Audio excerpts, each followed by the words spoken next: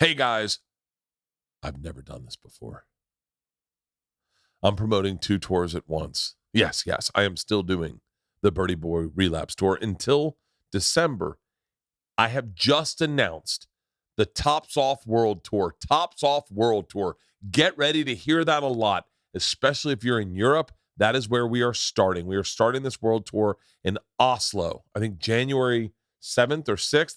Here's it. Pre-sale started today. Go to Bert.com. I'll be in Oslo, Stockholm, Berlin, Copenhagen, Dublin, Athens, London, Glasgow, Newcastle, Amsterdam, Antwerp, Manchester, Birmingham, all in January. That is my European leg. And then I come back stateside. These dates are on pre-sale as well. Use the promo code TOPSOFF. I am in Williamsport, Pennsylvania, Hershey, Boston, Bangor, Maine, Tempe for the Super Bowl, Savannah, Georgia, Tampa. I am at the Amalie Arena, Orlando, Cedar Rapids, Green Bay, Minneapolis, Grand Forks. Fuck it. Go to Bert.com. All my tour dates are up there now. Use the promo code TOPSOFF to get your tickets before general on sale starts this Friday. But this weekend, the Birdie Boy Relapse Tour. Bert, how much shit do you have to promote? A fucking dickload. I'm in Rochester, Minnesota tonight, then Indianapolis, then Chattanooga, Moline, Illinois. Sober October is almost over, guys. Do I look better? Leave it in the comments. Does he look better? No, he's still a fat fuck. Actually, he looks better. He looks really good. He doesn't look as red. Today's podcast is a great podcast. My buddy, Bobby Kelly, Robert Kelly, has a new special on LouisCK.com. Louis C.K. paid for and shot Bobby's special. Louis is a pretty solid dude. He's been taking care of a lot of comics that haven't gotten their props yet and putting them up. And Bobby is that guy. I've known Bobby for as long as I've been in comedy. I turned 50 next week, and I started comedy when I was 26. I've known Bobby probably 25 years. Is that right? 24 years? I've known Bobby 24 years. How did I do the math so poorly? I've known Bobby for 24 years. He has always been a murderer. One of the funniest guys I know. And right now he's at his height. He is murdering harder than anyone. We talk on the podcast about a lot of stuff. We're all over the map. We talk about cigars. We enjoy 2 cigars. We talk about his class of comics and his friend group in comedy. We talk about he's lost a bunch of weight. He got the gastric sleeve. We talk about that. We talk about assists in losing weight and how hard it is to lose weight. We've both struggled with our weight. Although I wouldn't say I struggled. I never really cared about my body size. I think other people cared more about my body size than me. I mean, I don't mind. Look, I want to be skinnier, but I also like myself a lot. But I look better. I think I do. I feel better. I'm sleeping better. I'm definitely sleeping better. I don't know if I'm snoring still. Anyway, it's a great podcast. But more importantly, he's got a new special. It's on LouisCK.com. It's called Killbox. Trust me when I tell you, you are going to love this.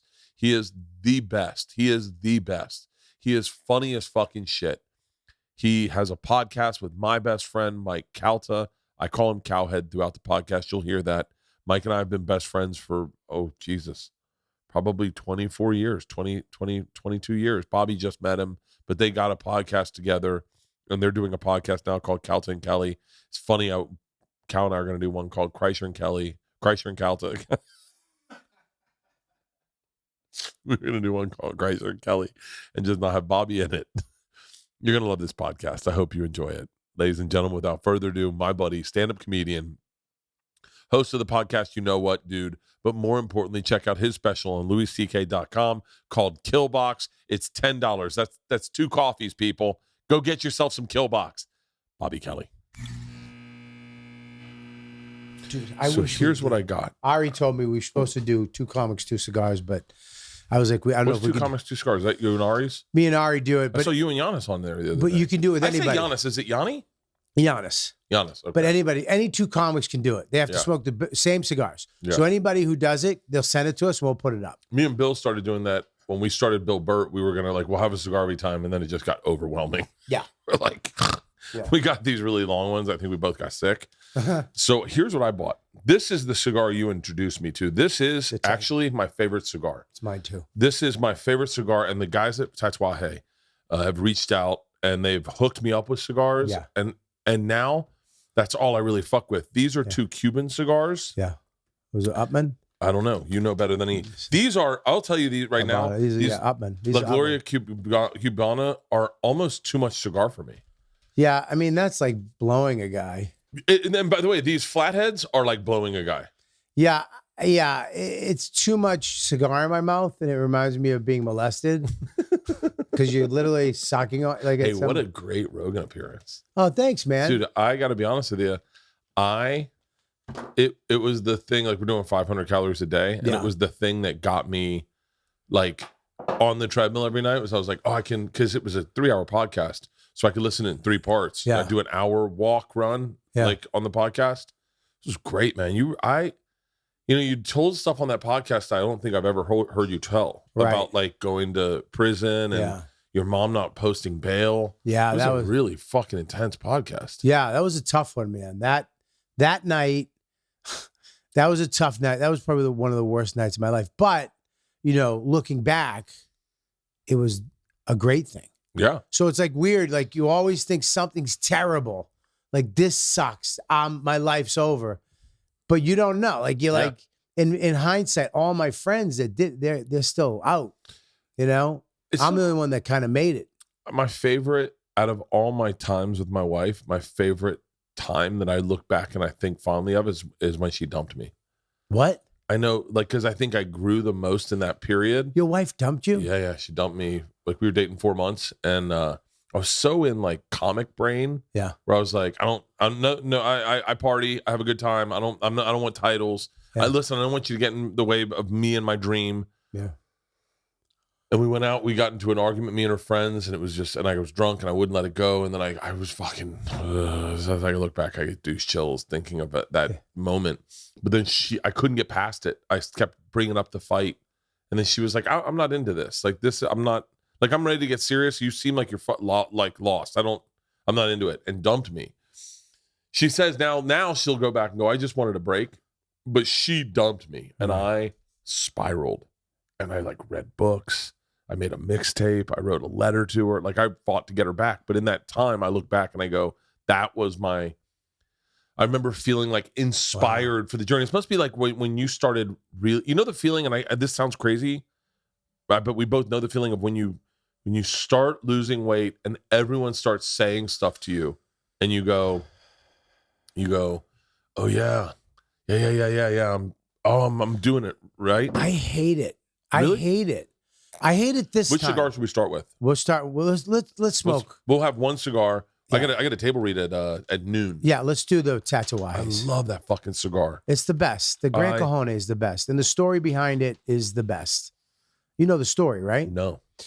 Well, the guy. You cool with flat cut? I have a V cut. Yeah, I like the vagina cut. The guy, Pete went to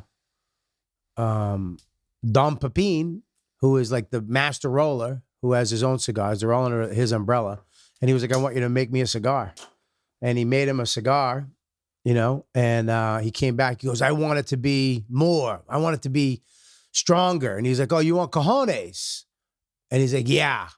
And then he came back with this cigar. And that's why they call it the Gran Cajone. Gran Cajonu, whatever they call it. But this used to not come with the band. That's the one I had with you. That's the one I like. It's the same cigar. Yeah. But when they didn't have a band and it was just this big black Wesley Snipes penis, you know what I mean? It was just like, you felt like a man. You know what I mean? There's That's funny though that you say that about your wife. I lost my wife too, Really? Well, she was my girlfriend. Yeah. At the time, we weren't married, but me and my wife were boyfriend girlfriend at the time. Yeah. We had a big falling out, dude. I was a piece of garbage. Yeah, we all were. Like, isn't that crazy? Yeah, because comedy is not our mistress. It's our wife. Yeah. Comedy was my wife. Comedy was my partner. Everybody else, my chick was my mistress to comedy. What was that? Heads up. There's smoke in this Oh, room. are you The fucking alarm may kidding? sound. It's Are going you- to be loud. Are you fucking kidding me? Austin, open a fucking door or something. Jesus, this could be bad. You can't smoke it. No, we can't smoke in here. I don't know why that's happening. Did Leanne just install that? She just told you this is gonna suck. She's like, heads up. This is gonna be. It's gonna be loud, dude. Just so you know, you're not gonna like that. this. Means it's gonna be fucking loud. Wow. Do we have? Is there a way to put like a plastic bag over that? Here's when you need Pete. You can shut it down. How do you shut it down? Is that ring? Yeah. Yeah, just shut it off. You can shut it off. It's Nest. Nest? Yeah, you can shut it off. Really? Just shut her down. Go listen. Take a break a little. And she has the perfect twatty tone, doesn't she? This is going to get loud. Is that right? It will scare the living shit out of me if it goes off right now. If it goes off It'll right now, scare the living I'd be shit so out of happy me. if it goes off. How do you turn it off? I don't know. Let me see. Let me see. Yeah, Halston, just put that over the fucking smoke. All right. You're tall enough. What room is this? This is Leanne podcast studio or something. Yeah. That's perfect, Halston. Leanne's office? Yeah. Yeah. Cameras off? No. Video off? No. Device options auto. Oh, you're taking it off the. Press to test. No. It's off the wall now. Yeah, just tuck it in. Video recording. That's not the recorder. That's perfect. It's a great job, Okay. Halston. Cool. All right, great job. Halston, good name too. It's a good cologne. It's a rich kid's name, but he grew up a Pentecostal Christian. Whoa. Yeah, like they shook rattlesnakes and stuff. Really? Yeah. He wasn't allowed to read Harry Potter. You guys had a tent instead of a place? He wasn't allowed to read Harry Potter. Really? Well, you look like him. That's crazy, dude. Pocket demon. Look at the tattoos, though, of rebellion. There it is. Hardcore rebellion. Yeah. He is great. 100%. He is. You know what I love about the cigar, too? The end. Because it's not, it's not open faced. It's rolled. We may want to close that thing. I think now we've got all the smoke alarms off, right? Here, close that door so we don't have any problems, Halston. No, leave that. Close that door because there's one in there. Is when you don't grow up with Harry Potter, you don't understand for smoke. Did you have smoke alarms? Were you allowed to have smoke alarms? Were you like, Jesus? Oh, Jesus. Jesus saved you. Jesus. It's like Kurt Metzger wasn't allowed to have vaccines. Oh, yeah. It's funny. It's funny, like, when you hear that story about Kurt Metzger, you're like, your parents wouldn't get vaccines, and then Rogan does it, and everyone's like, you're a hero. If a mom does it, they're out of their fucking minds. But it's amazing. Like, Jenny McCarthy did it, and everyone's like, she's a fucking lunatic. Yeah. Jim Carrey had to break up with her because of it. She was a little crazy about it, and then it was wrong. They found out she was wrong. And she came out and was like, look, I was wrong. Oh, for real? Yeah. Oh, it doesn't cause autism? No. That's why I didn't get the vaccine. I didn't want to get autistic now. That'd be great if you got autistic now. How great would it be if all of a sudden we just started turning autistic from the vaccine? We just started rocking and just started not dialing making eye in. My contact. comedy got better. I started having more perspective. I didn't need to drink anymore. I love autistic people. It's so weird. There's so many of you behind you. I know. Is Sweet, that all your fan wife, art? Your wife left you? Yeah. My girlfriend. Your girlfriend left you? My girlfriend, yeah, dude, I was a piece of shit. And I got whacked. You just recently put a picture of her online. Yeah, I don't fuck with her. You just recently put her online. She's the neighbor in for the Home first time. Improvement. You see her eyes over her face. I saw her for the first time on your stories. Yeah. And I was like, should I call him and tell him he's Dawn's on the stories? Yep. Because you don't ever put her. Now, you and Max, you guys are fucking Lethal Weapon. Ride or dies. Okay. Yeah, dude, no, she doesn't go on. She don't want nothing to do with it. We're not even connected on social media.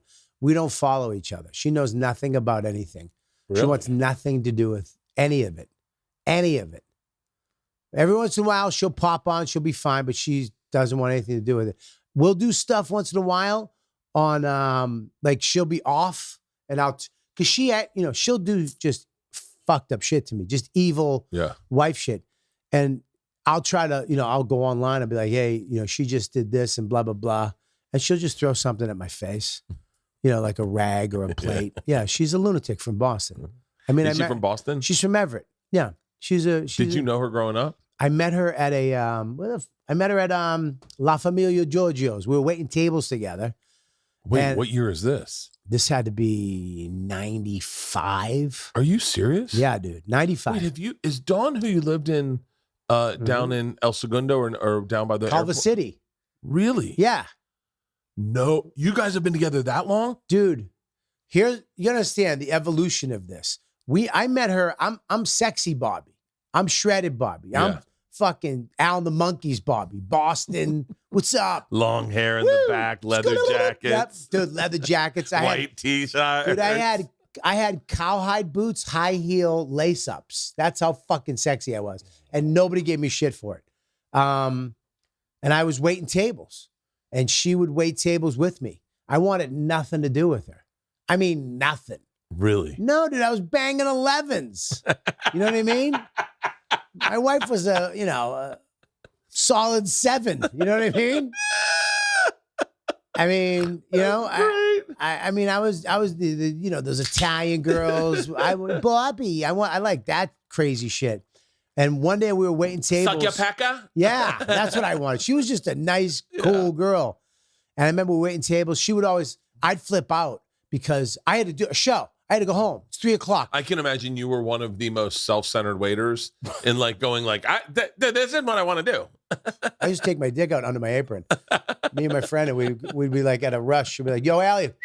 And we tried to see who couldn't get caught. We never got caught, by the way. But yeah, we would have been fucking arrested. But yeah, dude, I was waiting tables and she would always come in and, like 3:00, some European couple would come in for a slow roll, a cappuccino and an eggplant parm for 5 hours. You know what I mean? Yeah. And I'd be like, I fucking quit. I gotta get out of here. I got a show tonight. Just complete drama mama. And she just snatched, I got your ticket. Just go. And she'd take my tables all the time. Really? Yeah. And I remember one time she gave me a ride home. I didn't have a ride home. She gave me a ride home in her shitty blue fucking Buick. And I said, I'm looking at her. And I'm like, she's all right. Like, what? She's all right. She's all right. Like, She can do. I'm like, you want to go out? She goes, yeah. Just like that. Confident as shit. She's like, yeah, I will. I want to go out. And I wound up taking her out. And I gave her a mixtape that some other chick gave me. Oh. It was all like Sarah McLachlan. It was all women. I gave her the mixtape. I made this for you. And What a smooth move. she listened to it. We went on a date. We went At out. the end, it goes, Bobby, this is for you. That time I sucked your pecker and I swallowed. I'll never forget you. The time you used the dull butter knife on my throat and you broke in through the basement window. Remember that? I gave a girl a Christmas present one time. In the inside, it said my sister's name. I had just regifted it. That was fucked up. I did that to Lucy Pepe. I stole one of my sister's necklaces. I went to a birthday party and I gave her my sister's necklace. I got in trouble. Oh, that was the worst. Yeah, but we knew each other back then. Then I kind of met this other girl, this Italian girl, and I dumped her. Remember, she cried and all that shit. But this other Italian girl dumped me because I got sick. Yeah. I got the flu, and I was like, can you come over and bring me stuff? And this hot smoking Italian girl, she was like 19. She came over and just saw this sick asshole living in, and she dumped me. She's like, I want nothing to do with you. Where were you living? Were you living by yourself at the time? I was living by myself, but I was in a shithole. Yeah. And Dawn, when did that change for you? What, when did you stop living in shitholes? I think when I moved to LA. Really? Yeah, because New York, I went from me and Billy Burr in a fucking shithole on 97th Street. And then when I came to LA, I came out here because I booked a pilot and, coming off pilot season. So I wound up staying with my friend Joe Yannetti on his floor on a fucking mattress, blow-up mattress. Then Dawn moved out here. Yeah. And when I came back, I stayed with Dawn. And then Dawn's roommate fucked her. So we wound up getting a place together right in Venice and Lincoln. It was $800, 2-bedroom with a parking spot. And it was a nice place. The only thing I don't like about LA, these apartments, is that people walk by your living room to get to their place. There's a lot about LA that I dislike. Number one is no matter how much money you have, if the person next to you throws a party, you hear it aggressively. Right. Like that never happened in Tampa. Never happened in like Florida. I don't remember like people throwing a party and then you're like, oh wow, I guess we're all throwing Easter parties and it's and they're Persian and they're Hasidic Jew. It's going to be a fucking shit show. Yeah. And so I don't. But there's a lot, and it's so funny. I was at a millionaire's house the other day. Yeah, like a really well. I'm at one today. And that was a good one. Yeah, that was a good one. That was good. That was good. And his backyard, people were fucking around, and I was like, wow, you paid $12 million for this house, and you're at the whim of the people below you. Yeah, the people that are right below you, that you hear them. The sound just goes right up. Fuck that. It's crazy. Yeah. It actually makes you understand, like, when Johnny Depp bought all the houses around him. 100%. You go, yeah, if you have that money, that's the privacy you want. Yeah. He bought the whole penthouse. He bought the whole block. Yeah. It's right above, I mean, you can Google it if you want to find it, but it's right by the store. Right. He bought the whole street. Yeah. There's one guy that won't sell his house, and Johnny Depp put a fucking huge gorilla facing into the guy's backyard, jerking off with the gorilla's jerking off or something. What a dick! Yeah, I think we know a lot fuck about Johnny Depp now. Yeah, he's a wild card. That guy. I think so. Yeah, he is a pirate. But yeah, that is the problem with LA, especially when you get down to the beach. Yeah, no, it's weird. LA is a weird thing with that, with people walking by. But I liked it. I liked living in LA, and then we got a place. We fucked up. We moved. We didn't understand LA. Yeah. We just, because you come from New York, and shitty apartment, $2,000, right? I remember your apartment. You had bunk beds or some shit, right? I had bunk beds in every apartment. Yeah. Right. So it's just weird. I was an old college Bert. I just see a place. I go, 10-foot ceiling if we could put lofts in here. Right. Yeah. Right. So it's like, but it's a small place for a lot of money. You come out here and you can get, for the same money, a real apartment with like a gym and parking. And so we moved to Culver City. We found this place, but it was kind of gangy. We didn't understand. I thought gangs were in Compton. No, they're not. They're fucking everywhere. Steve Fury, if you talk to Steve Fury and Jesus Trejo, they'll tell you there's gangs in the valley that you don't know about. Dude, I was, the aqueduct, right? The LA River. It was right next to our house. So I had these rollerblades. I got these, me, I love gadgets. I got these German rollerblades that you can take off the blade. You pop it off. Oh. So you can just take them off and walk into a restaurant and go have dinner and then pop them back on.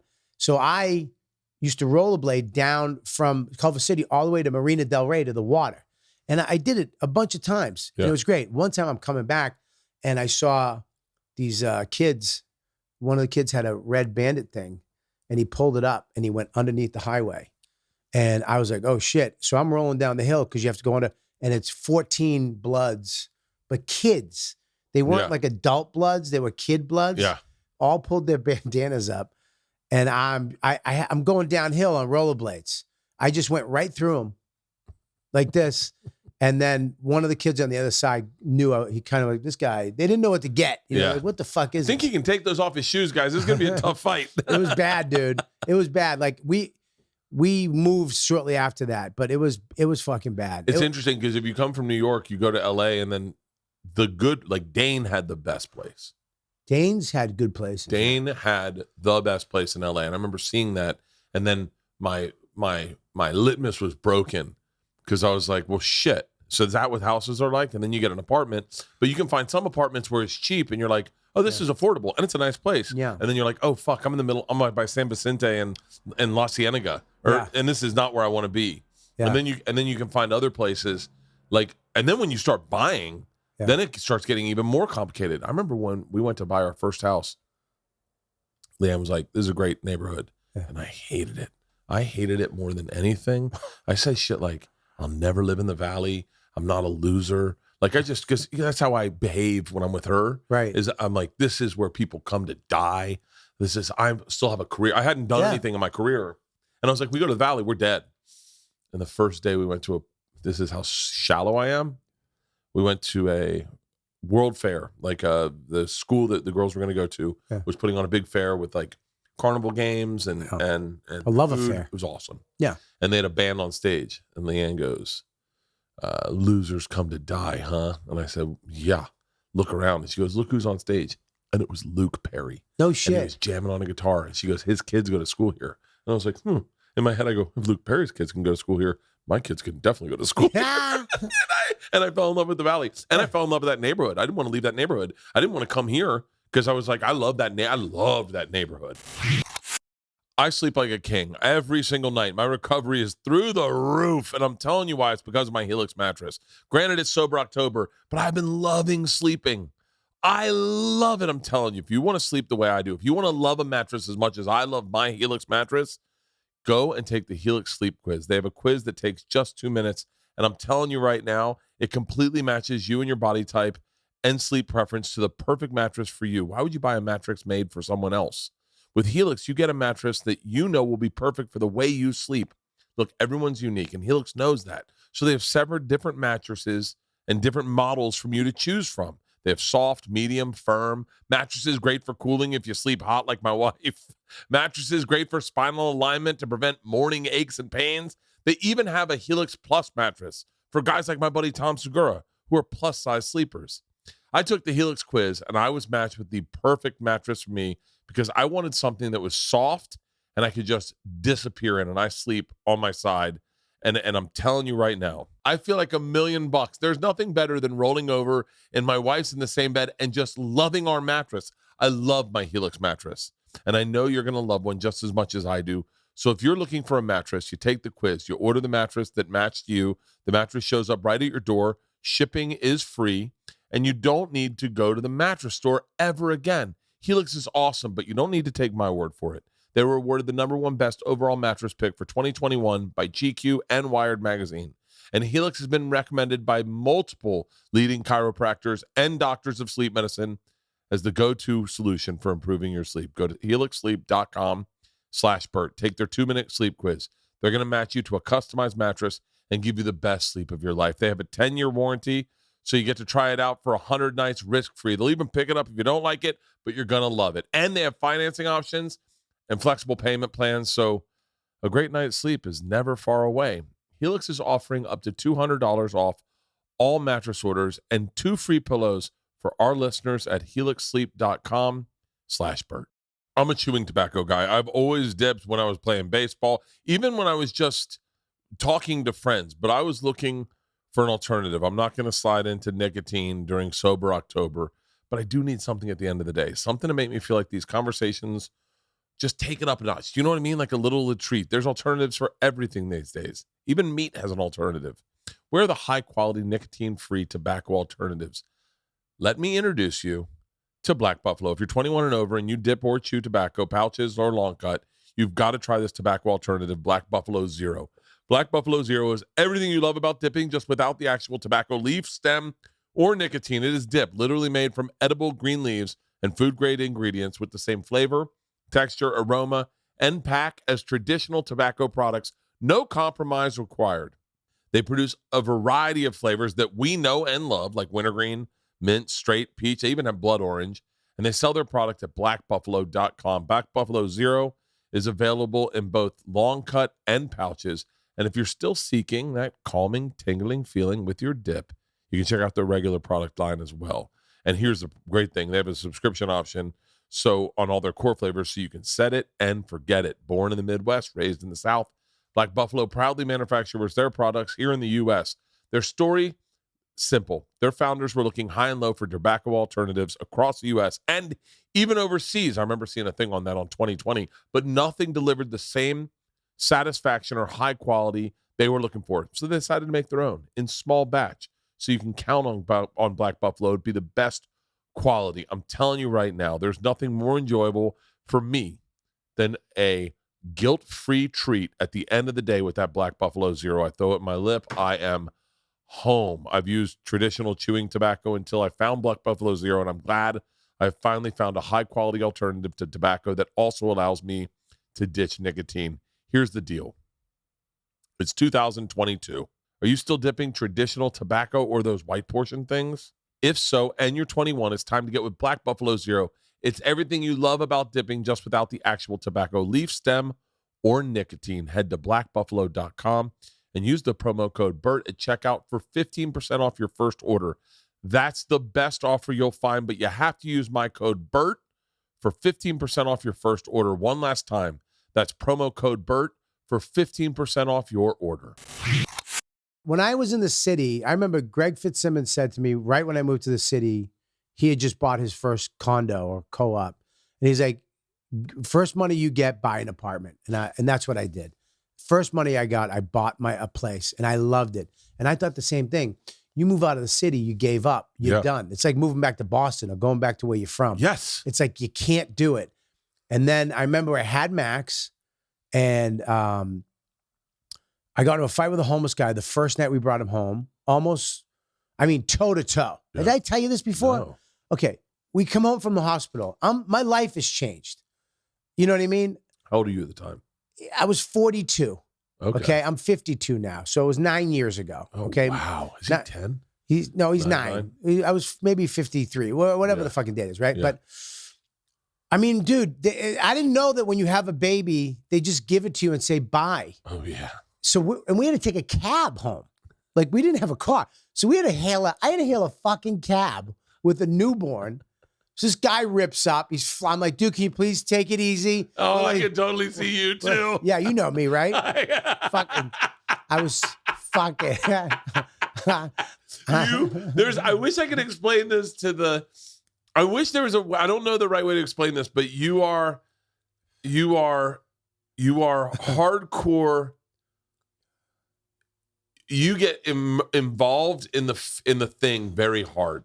I'm a drama mama. I'm an emotional landmine. I will blow up. Yeah, I am very thin-skinned. I don't know how to explain this, but I can visualize certain things. Yeah. But other things, dude, it brings me back to little Bobby. Yeah. And I'm like, you won't fucking hurt my child. 100%. Yeah. I've been working on the therapy for so long. I can so picture you coming out of the hospital with, they just give it to us. They just give it to us. Dude, I had panicking. I had a really cool experience the other day. I hadn't planned getting Georgia home, but I had planned the song we'd listen to on the ride home. That's me. Mhm. Like I hadn't planned what car we'd be in. Right. I hadn't planned putting the car seat in. I had none of that. And so we got to the hospital. I had the car seat in the thing. Right. And they were like, has it been installed properly? I was like, yeah, it's in there. And they're like, no, it needs to be, it can't wiggle. And I was like, I have no idea what you're talking about. Yeah. And they're like, you need to go to a fire department and have them put it in. And I was like, you're not going to emasculate me and have me go to a bunch of men and go, can you put this car seat in? So I jam it in the best I can. I was like, but I got the songs playing. Like, I'm ready. The song's playing. It's queued up. Like, put her in the car. I'm ready to hit play. And it was Wilco, I'm the Man That Loves You. And I had the coolest experience. I got to go to Wilco in North Carolina, or at Red Rocks. The night after my show, I went to see Wilco, and I met Jeff Tweedy and Leanne, and I was like, I'm such a fan. And Leanne was there, and Leanne goes, he played you guys when we drove Georgia home. And he was like, you did? And I start crying. I'm like, yeah. I planned it out. I'm the Man That Loves You. I was like, did you write that about your, and then I'm in the middle. I'm like, wait, that's not about his daughter. Like, it's about what the fuck's some chick. And I'm like, what the fuck's wrong with me? I can so picture you. They just give it to you. They give it to you. Here's the thing too. I couldn't stay over. New York, when you have a baby in New York, it's different than out here. Because out here, I would imagine it's a little nicer. You can stay in the hospital with her. Yeah, stay in the hospital. You can't. I had to leave at 8:00 because some fucking guy was walking around pretending to be a husband and finger banging, diddling like women who just gave birth. Why would he want those? I know. That's the worst ones. It looks like just like a drunk. Oh, like, it smells horrible. Yeah. Like everything about the fucking it's post birth vagina is disgusting. No, it's terrible. It really what just a fucking douchebag. You ruined it for all of us. Dude, yeah, we couldn't. I was like, why can't I stay? He's like, because this rule, this guy was walking around diddling pregnant women while they were sleeping. So he ruined it for everybody. This guy, Chip Chipperson, was walking around. Yeah, that's funny. Just Voss. But yeah, I had to go home every night. But we took you're the best, dude. Thank you so much. Thanks, buddy. We took the. By the way, don't let me forget to bring up Voss. Yes, absolutely. We took the baby home, dude. And that night, I was outside walking the dogs 2 a.m. exhausted, like my life just changed, talking to my mom on the phone. I got the dogs on one thing, and there's around 3 feet for people to walk on the sidewalk, right? Yeah. All of a sudden, this homeless guy kicks my dog. I hear rip, and I'm like, what? You know, I'm fucking, you know, like you said, Yeah. right? That kicks in, and I get in it. What the fuck? He goes, watch where your fucking dog's on, motherfucker. I go, motherfucker, fuck you. You don't kick an animal. I get, all of a sudden I become PETA. You know what I mean? You don't touch animals. Animals are sacred. And he's like, fuck you, motherfucker. Watch your dog. You're on the stupid phone. I was like, there was 3. We're going at it. We get nose to nose. He's like, fuck you. I'll beat the shit out of you. I go, you'll fucking beat the fuck. I'll fucking, you don't know who the fuck I am. And I went to that fucking, you know, juvenile fucking abused Bobby. I've been waiting for this moment to release my fucking pain. And he goes real loud, you don't like black people? And I was like, what? I love black people. I know. I started naming Keith Robinson. I was, you know, Patrice O'Neill. I was best friends with Patrice. I know Kevin Hart. I started naming. You don't like black people? You like me? Dude, hold on. But he said it loud, man. And people were like out the window, like, this motherfucker really black. I was like, oh, Anthony rolls up. I told you, Bobby. So, all of a sudden, dude, I feel somebody grab my shoulder, and I go, like this. She was a Russian superintendent, this woman. Yeah. She was Russian. She grabs my shoulder. She goes, Bobby, you just had baby. You don't do this. Yeah. You must go home. And she walked me by my shoulder back to my house. And I was like, okay. And she brought me into my wife. She goes, he's outside being crazy. You take him in, right? And so that night I put my house on the market. Really? I called DC Benny, who I love. It's his birthday today. Happy birthday, DC Benny. Yeah. And I said, how fast can I get out of this? He goes, 6 months. He goes, you have to sell, you have to rent, you have to buy. So I put my house on the market, and I sold it. I rented Noam's house. Noam, where Noam lived, he had moved. He let me rent his house, and then I bought my house you bought up in the suburbs, Westchester. And the day I pulled in from the Comedy Cellar that night, and I got out of my car, and I had the window down, and I walked in, and I was like, I went in my backyard and I smoked a cigar. I was like, what the fuck was I thinking? This is not giving up. This is moving up. Yeah. This is the Jeffersons. Dude, it's so funny because I felt the same way. I was like, you'll never catch me living outside the city. Right. I remember, I got to be honest with you, I had a problem with Brooklyn.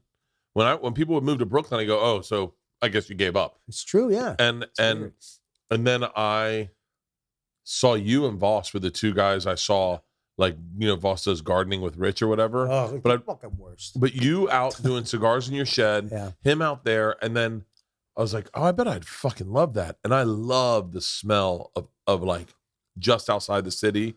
Like this sounds crazy, but even Jersey during the winter, there's like if you smell autumn. Yeah. You can smell it in New York, but it's also piss and New York, it's the jizz trees. Yeah. Those white trees smell like jizz. I would definitely live. And you know who DM'd me last night? Who? Your main cabin people. Oh, you broke their fucking website. You know, no. right? Tiny Homes of Maine. Yeah, that you broke their website. I'm listening to you on Rogan. Yeah. Second you said that. By the way, that is brand adjacent to Rogan. Like that, I went over there, I got the HP 505 on it, and I went, what the fuck? Really? So their website was shut down. Could not get a picture of your cabin, of anyone's. Right, yeah. I think I followed them on Instagram because I couldn't find them on whatchamacallit. I went to your Instagram to find them on Instagram. But then they hit me up and they're like, hey, just, you know, I didn't read it actually. They sent it, but they were like, hey, I'm sure you heard us on Bobby. Yeah. But Leanne was talking about, she wants to get a house in fucking Big Bear or Lake Arrowhead. And I go, she was like, let's get a house. Start sending me properties. I go, hold on. Let's buy property. Let's buy property and let's put a tiny home on there. I got these people. They'll drive it across country. Yeah. We'll put a tiny house. I go, how about this? Yeah. This is my fucking fix. Yeah. I go, let's get land on a mountaintop, right? Like a legit, grade it out, get a nice flat mountaintop. And let's put like 5 tiny homes. Yep. And rent it out. Yep. Airbnb it so people go, oh, we're having Thanksgiving. We're all gonna, and we'll build one structure, like one structure in the center that's got like an out. It's like you can open, like we'll put in some money. Yeah. Get some pocket doors. You can open it outdoors, wrap around, outdoor seating. But let's put tiny homes so people can go up. And I go, we'll make it for us. My sisters, you, my parents, and we'll make it for us. But you can Airbnb it, and it would be like a cool place to go up with your family. And then and I go, I could rent the fuck out of that. Put it on my podcast and be like, yo, I got 5 tiny homes. It's up in Lake Arrowhead. Yeah. If you guys ever want to rent it out, hit us up. It's on Bert.com. And I started going, what the fuck? Yeah. I'm all over this tiny home shit. Dude, they do that up in the Catskills now. Really? There's a guy, there's a bunch of people. This is big. Because the thing with tiny homes, look, I didn't have, middle of the pandemic, I had no money. But I'm sitting there waiting to live this life. Like I'm going to get here and then get my lake house. Do you mind? Because you talked about that on Rogan. And I think people listening to this think we're all rich. Yeah. No. But there is a real panic that happened to us at the beginning of the pandemic where all of us, including me, because we had just bought this property. It's all relative. Yeah. Because you have a bigger house than me. So your money, it's all relative. Louis, same thing. He's got 5 houses. It's all relative. Yeah. But you talked about that. And I remember, because I'm best friends with Mike Calta, probably better than you. But no, I'm number one. I think you're in the teens. I'm pretty sure you're in teens. You're not teens, but you're definitely elves. Like 12, 11. Yeah, I'm so sorry about that. That kills me. That hurts my feelings. Listen to me. I'm number, Bert, look at me. Number uno. That's Spanish. I'm number 1. I'm number 1. The only thing that makes me sad is that Ralphie's not alive to fight this too. Because Ralphie believed he was number 1. If Ralphie was alive, he probably might be number 1. But I definitely took over Ralphie's spot and bumped you the fuck out. He called me this morning and he goes, hey, I saw Bobby's coming over. And he goes, yeah, I know. You bring up that you're my best friend. See what he says? Number 1. You're not. I think you're 12. By the way, like if you go through his best friends, Pete's up there. Pete's 2. Pete's local 1. Okay. He's local 1. Okay. But he's local 1. I'm worldwide 1, and when I'm in town, I'm number 1. Am I ahead of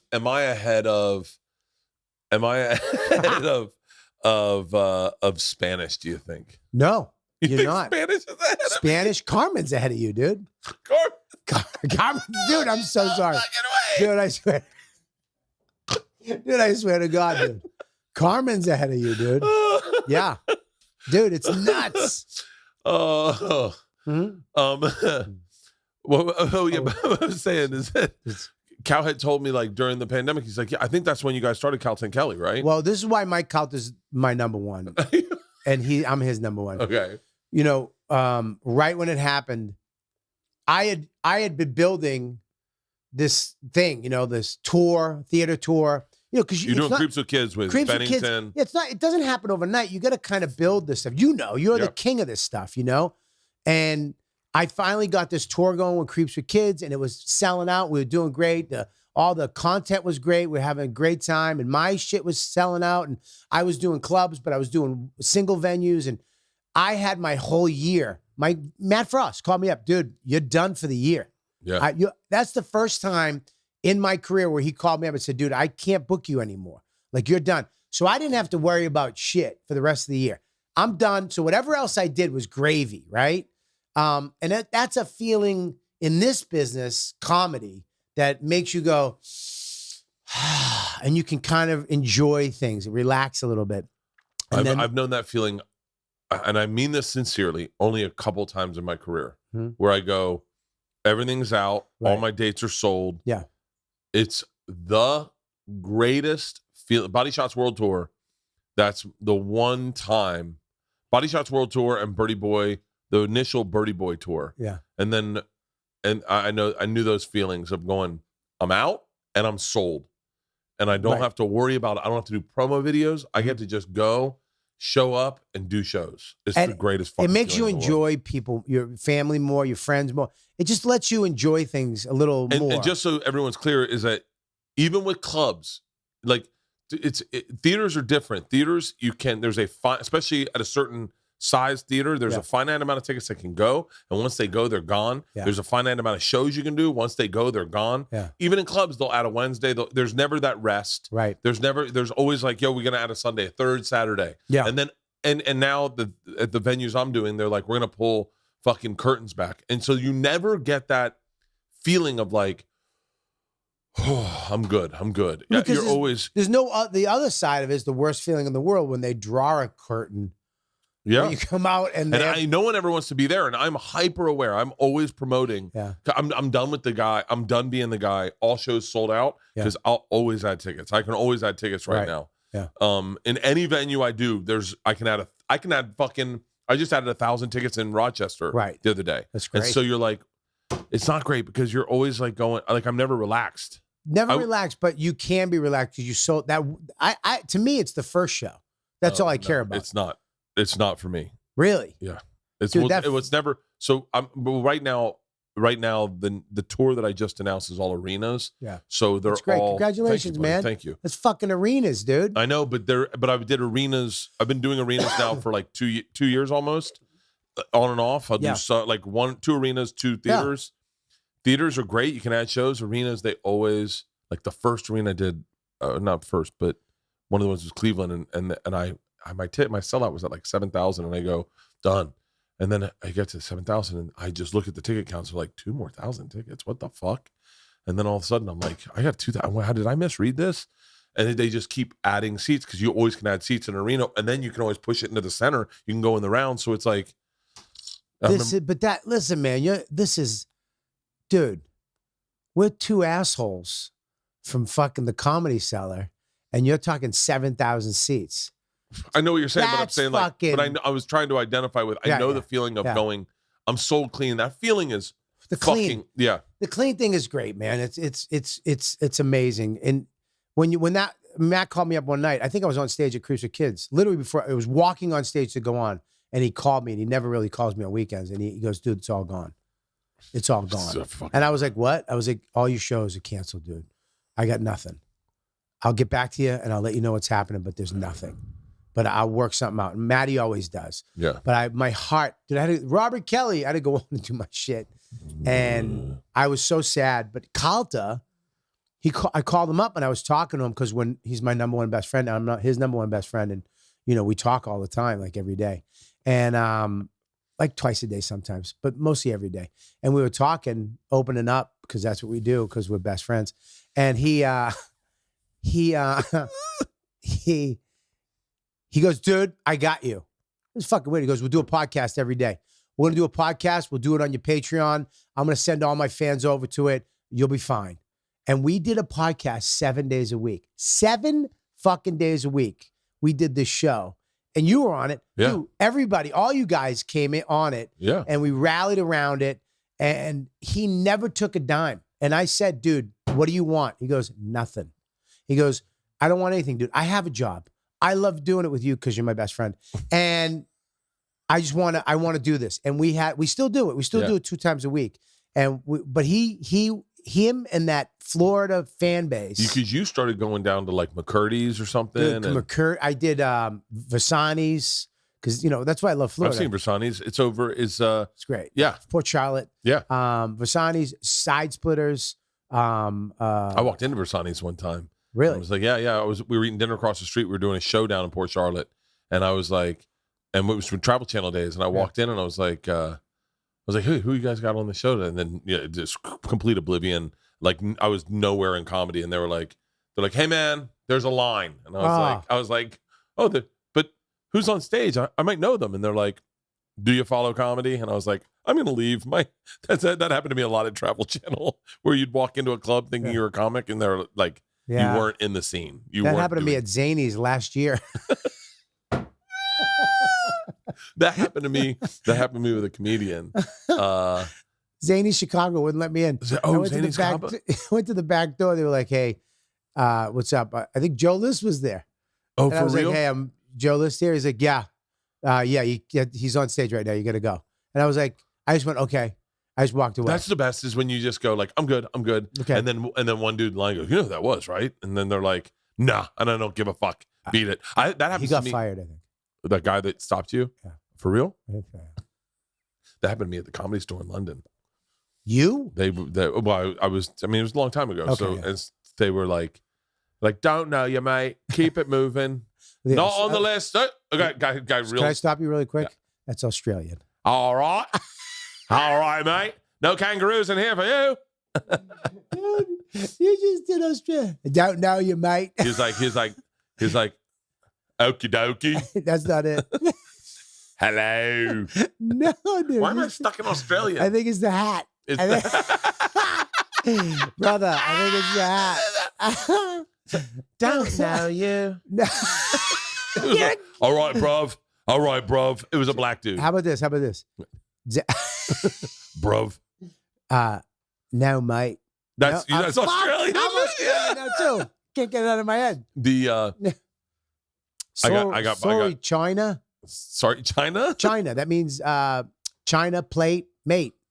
They call you Is that China. what they yeah. do? Yeah, they do all Up that to weird apples shit. and pears. Yeah, and they do. stitches I and- love that shit. I had a dude one time talk. I can't really tell this. I can tell the story, but I can't tell you who the guy is. Yeah.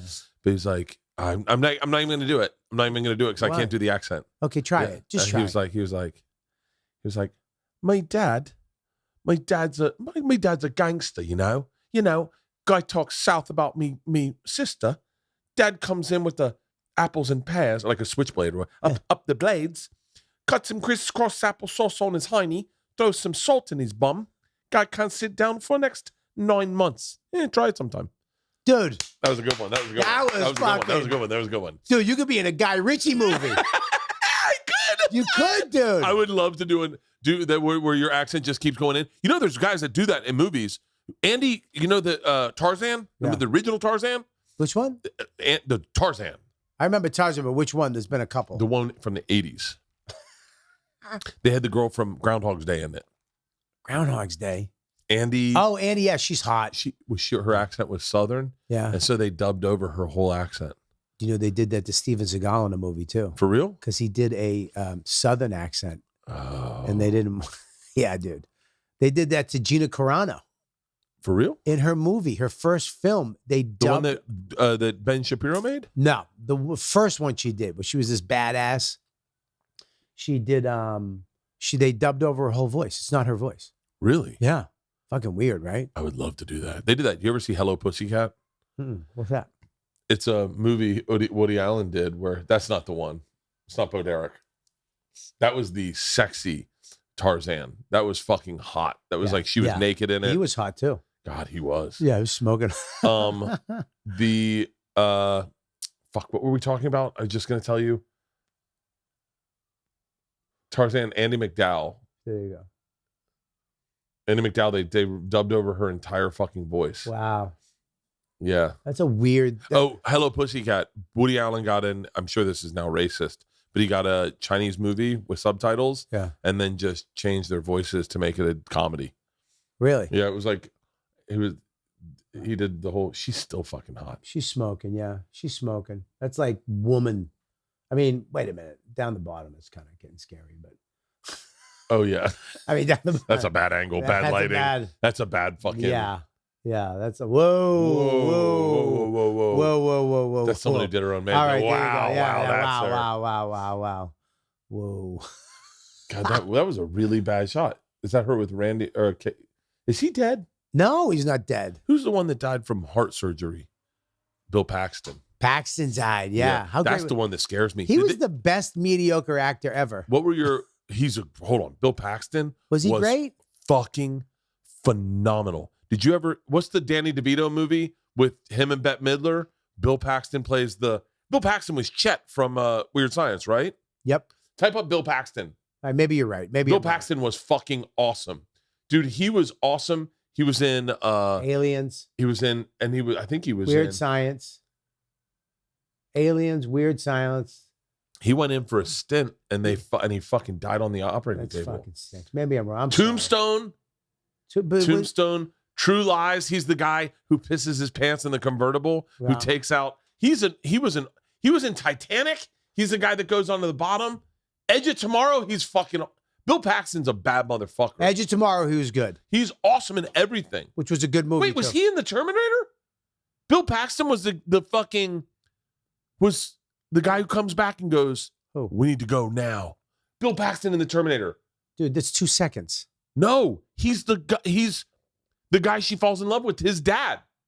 What? Oh no. No. Oh, you're right. He was yeah. He was an idiot in Yeah, yeah. Terminator. I don't know who I'm thinking of. Anyway, Bill Paxton goes You're in for a thinking about- stint and he fucking dies on the operating table. Did you, when you started doing the weight loss stuff, I know everyone probably wants to talk to you about this, Yeah, it's okay. but like, was there a scare, like health wise, Yeah. where you're like, It was the moment. I mean, I had a moment where, I was like, I got to lose weight. I came home and Max was on the couch and Dawn was in the other room fucking this shredded trainer. And they both started going, "Hey, fatty, you fat fuck." come and stop us, and you couldn't get through the door. I couldn't You're get through the door. I was all sweating. I was like, I can't. And I just went and ate cereal. No, I did have, it was bad, dude. I don't. To be dead honest with you, and that's part of No, my problem. not you. Yeah. I mean, you knew about me. No, I knew I about didn't you, mean- but I didn't mean it- I came do across a know. little fucked up. No. You fat fuck. No, That's not what I I do meant. know though. I do know because I've been, obviously sober now for 24 days. Yeah. Today we're doing longevity tests in the thing, me and my trainer, Right. and you don't pay much attention. You Yeah. laugh it off when you can't do them when you're fat. Right.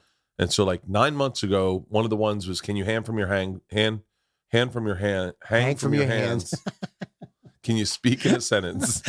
Hang from your hands for 1 minute. And I couldn't do like 20 seconds. Really? I couldn't do 20 seconds. Today I did a minute and I went, So whoa, that's great. Yeah. The other one was, can you get your heart rate up to like past 140 into cardiovascular, and can it drop 12 beats per minute? Can it drop at 12 within a minute? Yeah. And I got it down 25 in a minute. And so I was like, okay, great. But when you can't do it, and that's where I've been living in can't do it for a long time. And you kind of write it off. You're like, I'm fine. My blood pressure is a little high today. And you don't realize it's been high for a year every single day. And I remember Patrice, and I wasn't there, but I remember hearing he went to the doctor right before he died. And he was like, I got 10 of the 12 things that kill black men. Yeah. And diabetes, high blood pressure. And like, I was wondering because you got to the point where you're like, fucking, I'm taking action. Well, it was basically time goes so fast at this stage of the game, especially when you have a kid. Yeah. And you just put things off. You know what I mean? Heartburn, and then my feet were tingling. I was pre-diabetic. Then my heart rate, my blood pressure was getting higher. Then all this stuff starts happening. So you go in every year and do this, and I got it. And they just go, you need to lose weight. And you're like, I'm on it. And they're like, okay. That was a close call. I'm good. And you get it down, and then all of a sudden it would come right back up. And this time I couldn't do it. I couldn't do it, dude. Really? I was doing videos, like we have to do all these videos, Yeah. and I could hear myself breathing. I could hear myself on podcasts. Really? Yeah, dude. I can hear certain people on podcasts breathe sometimes. so big, dude, and my blood pressure, everything was up, and it was at the point where it was the point of no return for me. I was 350. I stepped on a scale. I was at 350. And I remember I was watching the NFL draft, and they announced the guys, and like all the defensive lines were like under 350. You know what I mean? They were Yeah. 3-something. I remember, and then the heavyweight champ was 260, like super heavyweight is 260. I was heavier than most of these guys, and I couldn't do it. But here's the thing. I got my pants to fit. I didn't feel it. You don't feel it, So I was, all of a sudden, all these things started happening, and I'm like, this stinks. Yeah. I'm gonna die. I was the fattest guy in comedy, which now, congratulations. Thank you very much. I didn't. That's from Tom Segura, by the way. I tried to stick up for you, and he was like, "Don't do it." No, Tom Segura looks amazing. He looks amazing right now. Right. He's 205. But you look good too, man. You lost some weight. You look great. I've lost some weight, but Yeah. It's funny you said 250 or 350 was your highest. I told Matt Mitrione, we were talking, and he goes, what were you at your fattest? I go, 265. He goes, okay, 270. And I went, no, 265. He goes, 270. Yeah. I go, no, I'm telling you, when I weighed in, he goes, buddy, there were days you didn't weigh in where you were 270. Oh, yeah. And I went, and that was a wake-up call for me where I went, oh, I've been lying to myself. And then I started going, so I bet there was a day I was 275. Yeah. I bet there was a day I was 275. I bet, which is to me an unacceptable weight in my head. I was like, at least I never broke 270. Yeah. And then I was like, oh, I've been 275. And then I started going down and going, my blood pressure's been high every fucking day. I'm on meds. My liver enzymes, I say they're fine. They're at the high end of fine. That's not fine. That's not fine. The middle is fine. That's when they say you're fine. And then I was like, motherfucker. Like, so my struggle right now, my struggle's food. Yeah. Oddly enough, it's not booze. It's food still. It's tough. It's the worst. I say it's the worst drug of all. You know, I say that in my act, like they don't celebrate holidays with heroin. You know what I mean? It's like, especially when you have kids and family and you just, it gets away from you. It gets away from you. And you have this thing where I have to do it myself. I have to just go to the gym. I have to get up and move. And you can't, because the mental, if you don't take care of this, like 3 years ago when this stuff happened, you know, I've been sober and stuff. I went back to program. I went back to steps. I had to take care of this. I had to take care of my spirit, my soul. You really have to work on this and understand that it's okay to feel bad. That feelings go away. Feelings aren't facts. And it's okay to be sad. I don't want to ever feel sad. That's why I do comedy. I fell in love with comedy. I don't, but it's okay to. It's okay to go through that. Yeah. You know what I mean? To have that day where it's like, fuck, yesterday I had something happen. Somebody called, this thing went down, and I was sad. I was like, fuck. My immediate go-to is let's get some ramen. Oh, let's go get some food. Oh, I sat in it. I just sat in it. I tried to breathe. I called a friend. I talked a little. All of a sudden, it started going away. And then by the end of the night, I was fine. And I didn't abuse myself at all. I didn't do anything abusive to fuck with myself, to not feel. See, mine isn't that. Mine is probably even worse. I've been going through this thing and I can't vocalize it. So I know that I'm going to double talk when I talk about it on Rogan next week. Right.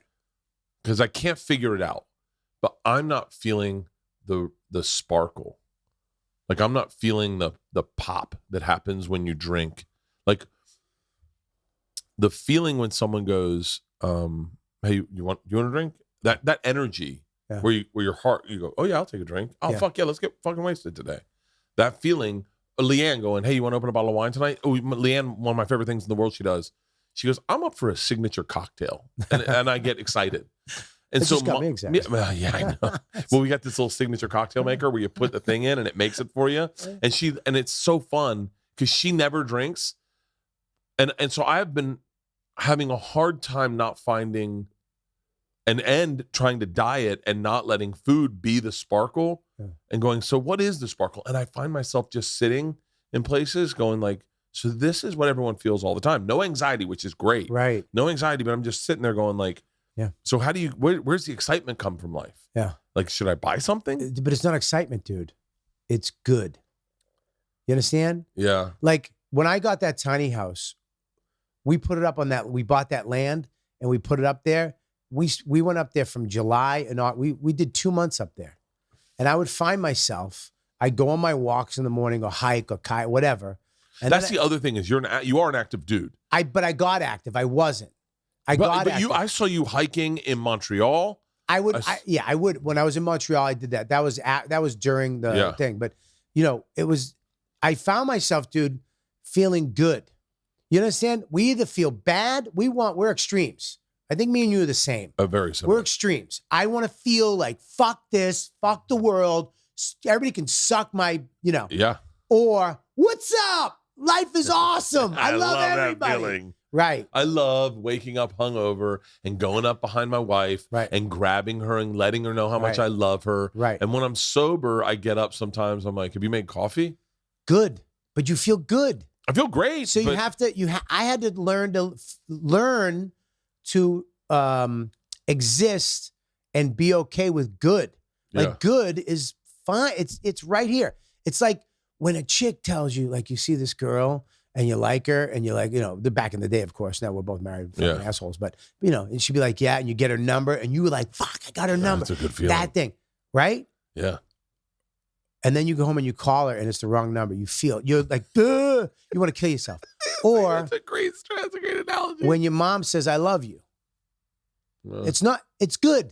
yeah. It Well, makes- your mom says, you're like, yeah. It's You're, just good. you're It's like, like, I love you too, "Yeah, I Mom. love you too, Mom. I'm glad we said that to each other. But that's that's where you want to live. That's where I want to live. I want to be all right with good. I want to be all right coming home, sitting on the couch or going in the backyard with my wife, talking. Like those moments, like I love excitement. I'm not saying eliminate excitement. Fuck that. And the other thing, but to live in the middle with balance a little bit and be okay with that is where I kind of I'm trying to be more, Yeah. So it's not this, So wait, like these are really rudimentary questions, but it's where my head is. So like, what does a treat look like for you? a treat. Like a treat. Dude, I don't have treats. Like I don't eat. I'm not eating anymore. I eat when I'm hungry. And then because I got that surgery, I don't know but I got the gastric sleeve, Yeah. right? Where they make your stomach the size. Different than a gastric bypass. Bypass is big. Bypass is they remove part of your stomach. They rearrange shit, the band is where they put a band over it. The sleeve it's a laparoscopic. You're out the next day. It's not invasive. And when they do that, you can't eat a lot. Like, you just can't. You're full. So you have to slow down and because if you eat too much, you'll throw up. So you can see. I would like that. I would like that for like sashimi or something. What? Where I go, because I love sashimi. Yeah. But I don't enjoy anything. I just fucking wolf it down. Yeah. There's nothing Same way. if I'm hungry and I make food, it's a nightmare. I make so much food. Yeah. That then I go, I feel wasteful if I don't eat it. Yeah, I don't do that anymore. Fuck food. Food was my best friend since I was in 6th grade. Yeah. Food has always been there for me. I don't think I ever realized that because I heard you say that on Rogan. Yeah. And I was like, yeah. I know the difference between skinny Bobby, fat Bobby. I know the physical difference, but I never witnessed you lose control with food ever. I never saw it. I always did it. You witnessed me lose control with alcohol. Yeah. You'd witness me roll in to your podcast with a bottle of Tito's and I've been drinking all day and you'd be like, what the fuck's going on? Yeah, we have people Bert see Tito's that in the office. It's like Theo. I never saw Theo drink ever in my entire life. Right. When he said he was sober, I was like, I don't believe it. I don't believe it. I don't believe it. I don't believe he drank. Right. I honestly, personally, privately, I thought this is horrible to say because I know Theo. I know that he struggled with it. Yeah. But like, I just never partied with him. So Yeah. I was like, I'm sober. What the fuck's he talking about? I never saw him party once. Right. I never saw him drink a beer. Well, because it's when you do, I eat when I'm alone. That's why why I was love Theo's problem. I love what you do because you bring all these friends on the road. Rogan does it. Louis does it. Look, dude, I'm a club guy. So I'm on the road alone. And when I don't drink, I don't use drugs. I'm not banging, I'm not doing all this weird shit anymore. So what are you going to do? You're going to eat. You're going to order some food and you're going to feel good. You're going to feel that high of it coming. It's almost like a hooker coming. The guy's downstairs. Hey, you have an order. You go down. Hey, how you doing, man? There is that losing control. I did it yesterday. I lost control yesterday. I had a fucking busy day. Started at 5 a.m. Yeah. And we wrapped at like 3 and we came back here and I opened Ben and Jerry's. Oof. Is the caramel core salted caramel. Oof. And I lost control. Oof. And I went, that's okay. I don't give a fuck. I don't care. I got nothing in my life. I got nothing. My day's over. I got no fucking drinks. I'm gonna eat this and I'm gonna lay down with heartburn. Yeah. And then at least with food, you can go, I'm getting back on the treadmill tonight. So I got back on the treadmill at night, ordered some sashimi. But that's the thing with food. That's why it's a hard one for most people. Like, I can't tell you how many emails have I gotten that are people like, dude, thank you. Because dude, getting the surgery is like being gay. Because I'll explain. I know so many people have gotten it, but out of the closet. Like when I came out. Okay, yeah. Dude, when I came out, people were like, dude, I'm gay too. Like, there's so many people that got the surgery or are thinking about getting it, but are scared. You're so scared because it's like somehow giving up or quitting or taking the easy route. It's so funny when you said that, because I texted you a while back and said, you're looking great. And you went, thanks a lot. And I said something like, what are you doing? And you were like, yeah, just like, you didn't say anything. I didn't tell anybody at first. And I went, motherfucker. And then in a weird way, I'm really grateful that you came out and talked about it, because I started you start really fucking with your own head. Yeah. And you're like, motherfucker, man. Yeah. Like, because when people start, like when Tom started really losing weight and getting ripped, I'm like, what the fuck? There's something special that brings us together and closer during the fall, enjoying all the warmth and comfort of a fire pit, plus the portability, quick setup, and cleaning. Best of all, no smoke. I hate smoke by a fire. It ruins a fire. Look, summer may be exciting, but nothing beats the great outdoors during the fall. Make the most of your outdoor time this fall with the Solo Stove smokeless portable fire pits that are easy to set up and clean. And when I say easy, I'm telling you, so easy to set up. Literally a matter of seconds. I pulled it out of this bag that I carried out to my backyard. I threw it together, and I had a fire within no time. It was so easy to start a fire. I'm telling you right now, typical fires, you're there feeling like you're on the TV show Alone. You get a Solo Stove, and you are warm within seconds. I'm not even joking. Seconds. Within 30 seconds, I had this fire ablazing and smokeless. I'm telling you right now, that is the best part. From unboxing and setup and starting and enjoying my fire, I literally was there in like 3 minutes. And the cleanup. No charred hunks of wood, just pure white ash. Stainless steel construction designed to regulate airflow and burn more efficiently. So little smoke, you'll wonder how there's so much fire. The perfect catalyst for getting outside and spending more time with friends and family. Get yourself a cocktail. They are so confident you'll love it. They offer a lifetime warranty and a 30-day free return policy. Prepare for your best outdoor memories yet and save big during the Solo Stove fall event. Plus, use promo code BERT at solostove.com for an extra $10 off. That's solostove.com. Promo code BERT for $10 off on top of the fall event deals. Hurry. The fall event ends November 10th. Sober October is almost complete, and I've been tracking my health progress with my Whoop. Let me tell you something. There is no better feeling than waking up and checking to see how I slept. It is my favorite thing in the world to do. Second only by getting on the treadmill and finding out how much I can exert myself. What is a Whoop, you're asking? It is a fitness tracker with a companion app that specializes in breaking down your sleep, recovery, and workouts. I've been using Whoop literally every day to make sure I've hit my activity goals each day, and I get a ton of insights into my recovery and my sleep as well. I literally, every morning, the app breaks down my sleep along with other data like resting heart rate, which right now is 54. Based on that, Whoop gives you a daily recovery score from 1 to 100, so you know how ready your body is to take on the day. Plus, Whoop makes it super easy to see how my sleep, recovery, and workouts stack up compared to all my benchmarks. It is so super helpful for me, even when I'm drinking. Here's the deal. I got to be dead honest with you. The way my Whoop's been talking about my body, it's almost my Whoop talks to me about my body like I want someone to talk to me about my body. It's nice to have a device on my wrist that knows me better than I know myself. If anything, I guarantee I'll be comparing my data in November. My first week of November is going to be rough to my numbers right now. I'm telling you right now, no alcohol has been a real game changer. My sleep is the number one thing. My anxiety, which my Whoop doesn't tell me about, but it does kind of, because it shows my resting heart rate. And my resting heart rate when I'm drinking is like 74. It's a 54 right now. That's 20 beats less per minute.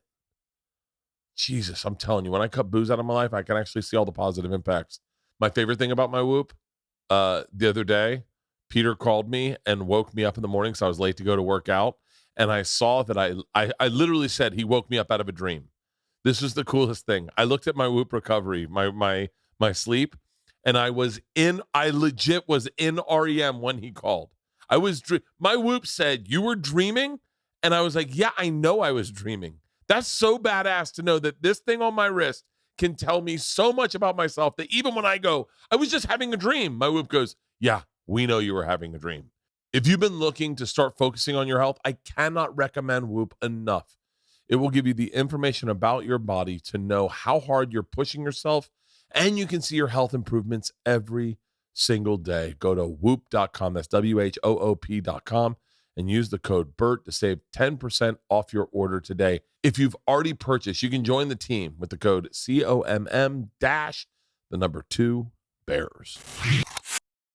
Can I say this though? Yeah. I needed an assist myself. I needed assist. So like, and Yeah. there's assists available. Yes. Like right now, we went and me and Leanne got our blood work done. Yeah. My testosterone level is tragically low. It's like Right. 150. 100%. And they were like, "You need testosterone replacement therapy." Yeah, I'm hesitant to do it because I think it's something you do for the rest of your life. it is. And then once you commit to that, Yep. then also, there are risks that come with it, and especially guys that party. You're putting more. I got blood pressure, heart, like I got all this shit going into my liver, trying to get my heart rate low. Right.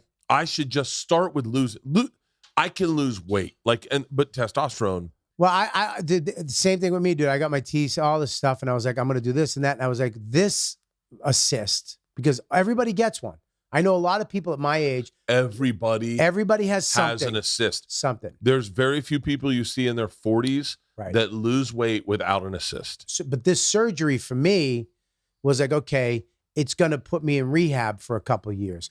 I'm going to be able to I'm not going to be able to stuff my It's going face. into rehab. That's a brilliant fucking, Right. That's a brilliant fucking analogy. But I get to live my life. I'm going to go into outpatient rehab Right.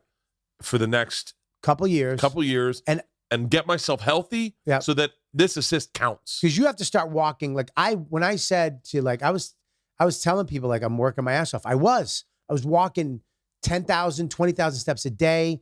I was lifting weights.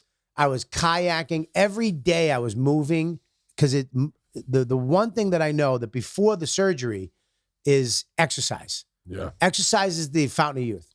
Everybody I know that's living a good life and healthy exercised. Mhm. So I'm like, okay, exercise is first. First thing was my brain spiritually. I had to get righteous. Yeah. I had to get righteous. I had to be okay with good. I had to deal with my addictive shit. Yeah. Then I had to start moving. And then I got the surgery. So when I was not going to tell anybody because I was just going to stay in the closet, I felt guilty. Like when you texted me and there was fans going, dude, I'm trying.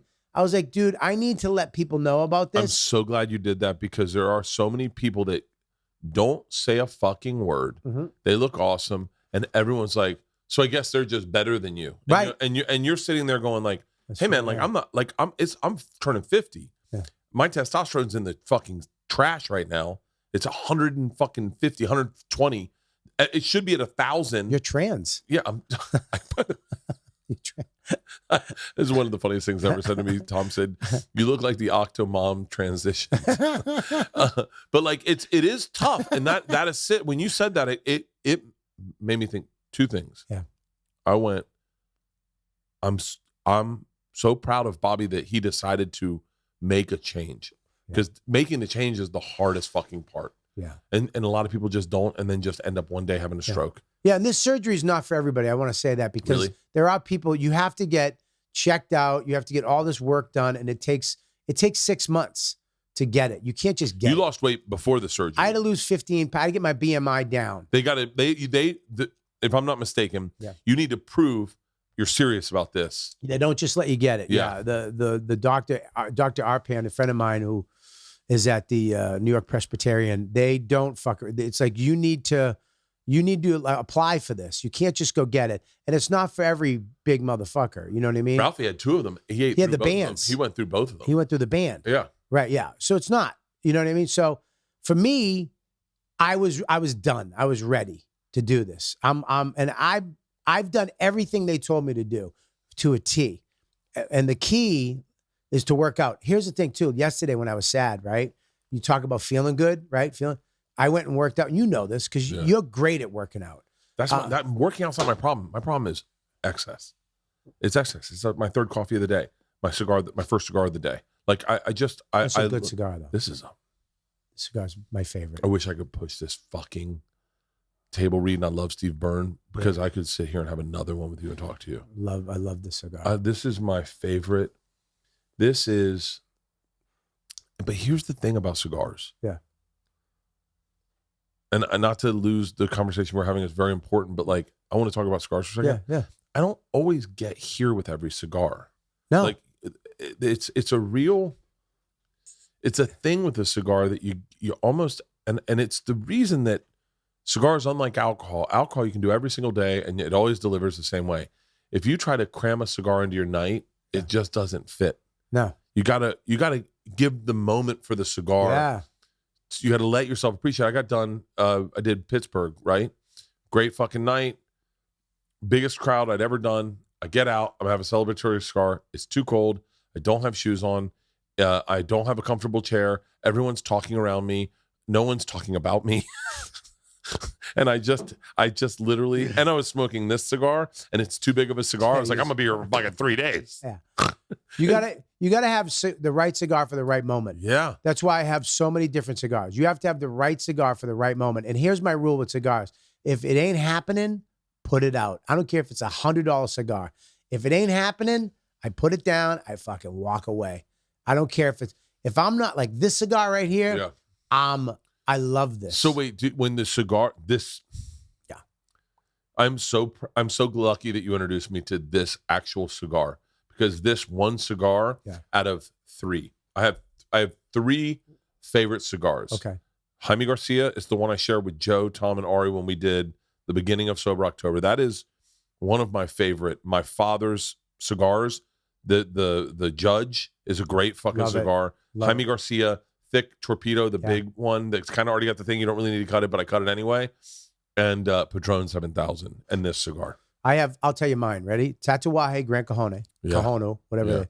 The Judge, my father. Oh, fuck. Love the Judge. It's a great size. It's a great ring gauge. Size. It's everything. Long Live the King by Caldwell, 6x60. It's a bigger cigar. It's not as big as that. It's like the size of that. Yeah. Long Live the King, one of my favorites. Hold up. Keep going. And the Rogan cigar. No joke. Hold on. Hang on. The cigar you had on Joe Rogan? Yeah. Joe's cigar. Joe's cigar is one of my favorite cigars. No. 100%. I thought you were lying, and I'm being dead serious when I saw you on there, because Joe's late to cigars. Right. Look, the one thing I know about Joe is he's an obsessive human being. Yeah. If he gets into something, he doesn't just casually get into anything at all. Yeah. And so I was hesitant because he started smoking cigars a lot, and I went, And then I brought cigars because I didn't trust him, because I talked about this on the podcast. I didn't trust him because I didn't know if they had been given to him by someone and he didn't know what he was having. So I brought in cigars. You've never smoked one? I did one time, and it was super dry. And secret time. Okay, secret time. So one time I had a cigar with him. It was super dry. And was it his? It was his. And wasn't kept. By the way, I feel horrible saying this, because I should have said this to Joe, but just with Joe, I was like, oh, okay, he's getting into cigars. He didn't know what he's doing, whatever. Yeah. And I bit into it, and it just flaked in my mouth. And I went, They're not good. He has a new humidor. Okay, he does. But you sat down and you said, I fucking love this cigar. And I went, and the Academy goes to. And so because of that one experience, probably maybe 3 years ago with Joe. Yeah. I have consistently brought cigars to him because I want to make sure we're smoking good, because I don't know cigars like you do, but I know them better than Ari does. I know them better than not as good as Tommy John again. You ever had a cigar with Tommy John again? No. Do you know Tommy? I don't. I do, but I don't. you're going to meet your best friend. Dude. Tommy Johnigan knows. He introduced me to my father. Mike Halter's my best friend. Tommy Johnigan knows. Really? So Tommy Johnigan every single day goes to the place right next. Yeah, well, edit that out. But he goes to, but just bleep it out. Every day and has a cigar. Every day. Goes in. Everyone knows him. Right. He knows cigars. He introduced me to my father. Really? He introduced me to Jaime Garcia. Oh, I thought you meant your real father. No, he introduced me to my father. but like that there is, I'll tell you what else I like. Dude, can I just say something real quick? Please. That cigar, Joe's. Foundation Cigar, me and Ari went to the tobacco fields in Connecticut and did the Two Comics, Two Cigars. Joe's Cigar. Joe's Cigar. We went to Nick's Fields in Connecticut and did the podcast from there and smoked it from him. No. Gave it to us. Yes. I owe Joe an apology. Dude, it is. A private it's one. on par with this. I mean, No. listen, it's different than this. This is my number one. Yeah. That's why. But it is on par with that. That cigar is off the fucking chain. Okay, If you so- get it fresh, you can't smoke any cigar bad. So I have a company who asked me to make my own cigar. I want that too. I want a cigar called The Dude. Go ahead. It's so funny. I have the cigars right here. What company? I don't know. I can They tell hit you. me up and they're like, "Yo, we want to." This is them. Don't say it out loud. I won't. And so I won't. But here's the thing. Mhm. Much like vodkas, Yeah.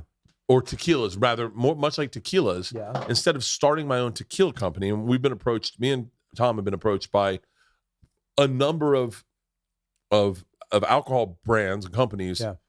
to start our own brand. Yeah. And I always fall back on, but I like the one I buy better. Yeah. Like I don't want to. I'm not going to make something to make money. I'm into the thing. Right. So like I understand what you're saying. I like Foundation cigars, no joke. They're no joke. for real. Dude, no joke. First of all, So does Joe make one cigar? no, the Foundation cigars, what they basically Pull up did, Foundation cigars, please. they took a cigar, one of their, I forget the name of it. It's a Yeah. cigar. And they made Joe's cigar kind of from that. You understand? So they'll get this tobacco and this leaf and this, all the stuff, the wrap and all that stuff. And he blends tobacco to make his cigars. I mean, dude, Whoa. those are, Well, hold on. This is Can you go to their website real yeah, quick? dude. Foundation cigars, no joke. So wait, because I've always turned away from Joe's cigars. That new one is great too. Yeah.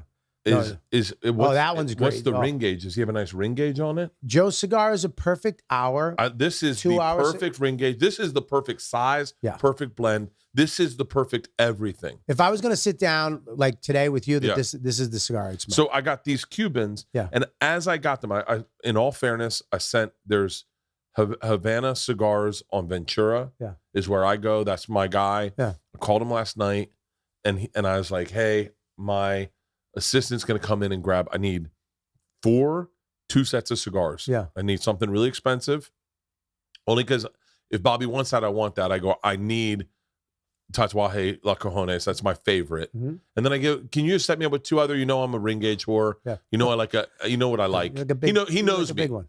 Can I tell you one of the other ones? There's in Woodland Hills. There's a cigar company. Their own cigar they make there. Their roll.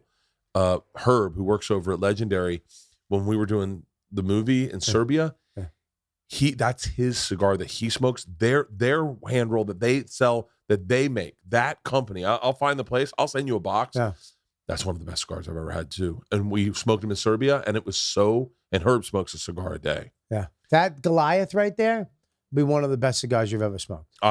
That Goliath right there, I smoked the one, see the little weird one in the middle? Right there. That one of the best cigars I've ever smoked. Unbelievable. And the David's great too.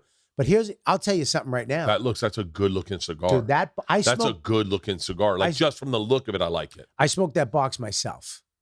Like I got a box of those. I smoked them myself. I didn't even give them out. I just smoked them. Those are no joke. Here's a great cigar you don't know about, but you'd love. What? A Tatuaje. And I don't really talk about this because you can't get them that much. Tatuaje, a J21. Can you type that in? Tatuaje J21. I would smoke it every day. It'd be my everyday cigar if you could get them. Tatuaje J21. are unbelievable. Yeah, they're there right there. That's it right there. That cigar right there, brother. Oh, In that box, see that box? Click that box up top. Right there. It comes in that box, is one of the tastiest, holy shit cigars you'll ever smoke. And it's like an hour and a half. What are you doing, dude? I'm getting in touch with my guy, Tatuaje. Are you really? Yeah. Who, the guy I told you about? Or the guy? J21s, man. Who is First Tatuaje I ever smoked. How do you spell tat? Tatuaje? Tata Yeah. UJE? I don't fucking know. I'm stupid, dude. I don't know. U. So J21. is it does Let me see. which is the Tatuaje guy? Is it the top two? That's the guy. That's the guy. Pete. Great Yeah. guy. Pete? Good guy. Yeah. Good guy. Okay, so Pete Johnson. Yeah. You can follow him on Instagram. Mhm. It's Tatuaje Inc. TATUAJEINC. Yeah. He hooked me up. He's like, hey man, I appreciate you giving me a shout out or whatever. And I was Yeah. like, you don't look, you in podcasting. Yeah. You don't get shout outs. You earn them. Like it's Right. something you love. Like I only talk about shit I love. Like I've said it a million times. As a drinker, Fitvine is my favorite wine. That's what I drink because I don't mean this disrespectful towards the guys at Fitvine. I'm just saying, like, I don't really get wine the Right. way like a vintner may. Yeah. I enjoy wine. I enjoy a nice wine. I like a good flavor. I like it. So I can like a full bodied. I like a more muted taste. I like that. Well, they offer all that, and it's low in sugar. It's low in tannins. It's low in all the fucking shit that gives you a hangover. Did So you I see- can work out the next day. Do you see the new thing that you can put on the bottle of the wine and it takes out all the tannins so you don't get a hangover? No. You didn't see that? No. There's a new device. You put it on your top of your wine and it filters out the things that give you hangovers on your wine. Google it. I'm I'm all about everyone's asked me to do wines and everything. My brand is really recovery. My what I believe in is getting up the next day and working. Yeah, this thing right there it is.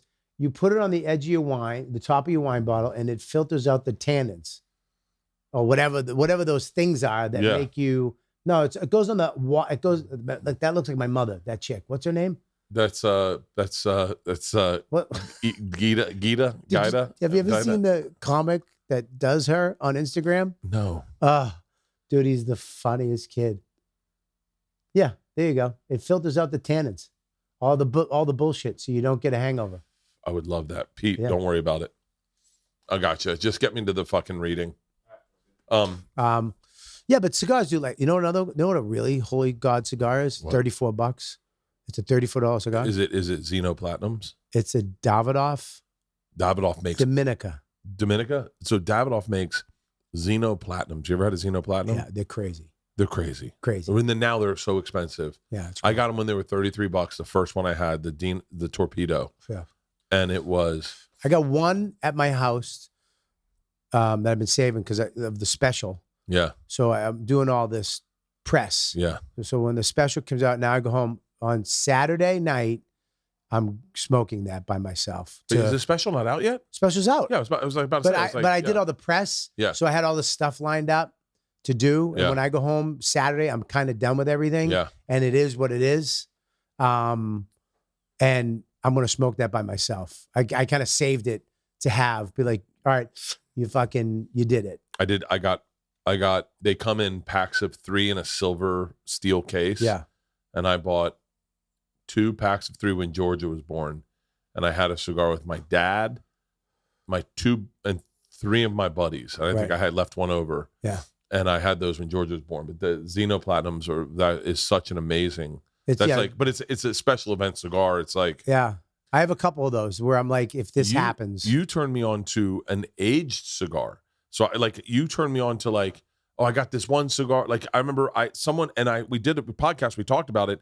And then one of my fans sent me in like he had pressed the plastic so it was sealed, and each cigar, they were small cigars. They weren't what I was into. Yeah. But each cigar then had a date, and a plate, like it was handwritten on a piece of paper wrapped around the cigar, and each of them, and they weren't the sizes I normally smoke. Each of them were fucking phenomenal. Dude, I just smoked a cigar with my friend Rob Dukes. You know Rob Dukes? Wait, from SiriusXM? No. From Rob Dukes, from Carton and Rob Dukes from radio guy, right? No. He was the lead singer of Exodus for a minute. Nope. Generation Kill, metal guy. No. Lives in Phoenix. Fucking loves you. Anyways, loves comedy. I know the name Rob Dukes, though. I don't know how I know it. He's a cigar guy. I got him into cigars too. But he had a cigar that he saved for a year that he got. And that's what I love is when somebody take a cigar, put it away, let it sit. Let it sit for a couple of years. Yeah. And then take it out. And when you take it out of the package and the package is yellow from it just sitting there, it's like aged. Yeah. The cigar is like no other cigar you smoke. Yeah. I have a cigar. This kid, Eric Erock from Opie and Anthony. Erock, yeah. He one day called me, hey, my dad smokes cigars. He doesn't smoke anymore. Do you want them? I was like, yes. Yeah. He showed up with a blood red humidor. Okay. Yeah. And you open it up and they're all standing up in glass cases with look like plutonium. And I had to let them, they were all bad. They were all dry. I put them back in for like 3-4 months. I put them back in with Bavita packs, opened them back up. It's the best cigar, probably the best cigar, one of the best cigars I've ever smoked. Top 5 really? I've ever smoked is these cigars. Romeo and Juliet's. They only made them for this event, whatever the crazy event was, and I have them. But if you let a cigar sit, take it, let it sit in your humidor for a while, just let it baste, and then take it out 6 months from now, a year from now, and smoke that, it's going to be a totally different cigar. So I want to get an electric humidor. What, the fridge? Yeah, I want to get the fridge. Mm-hmm. We're building a new podcast studio, and I want to get that, and I want to high end my collection. Yeah. But I want to know what I'm smoking. I want to know more about it. Here's the thing.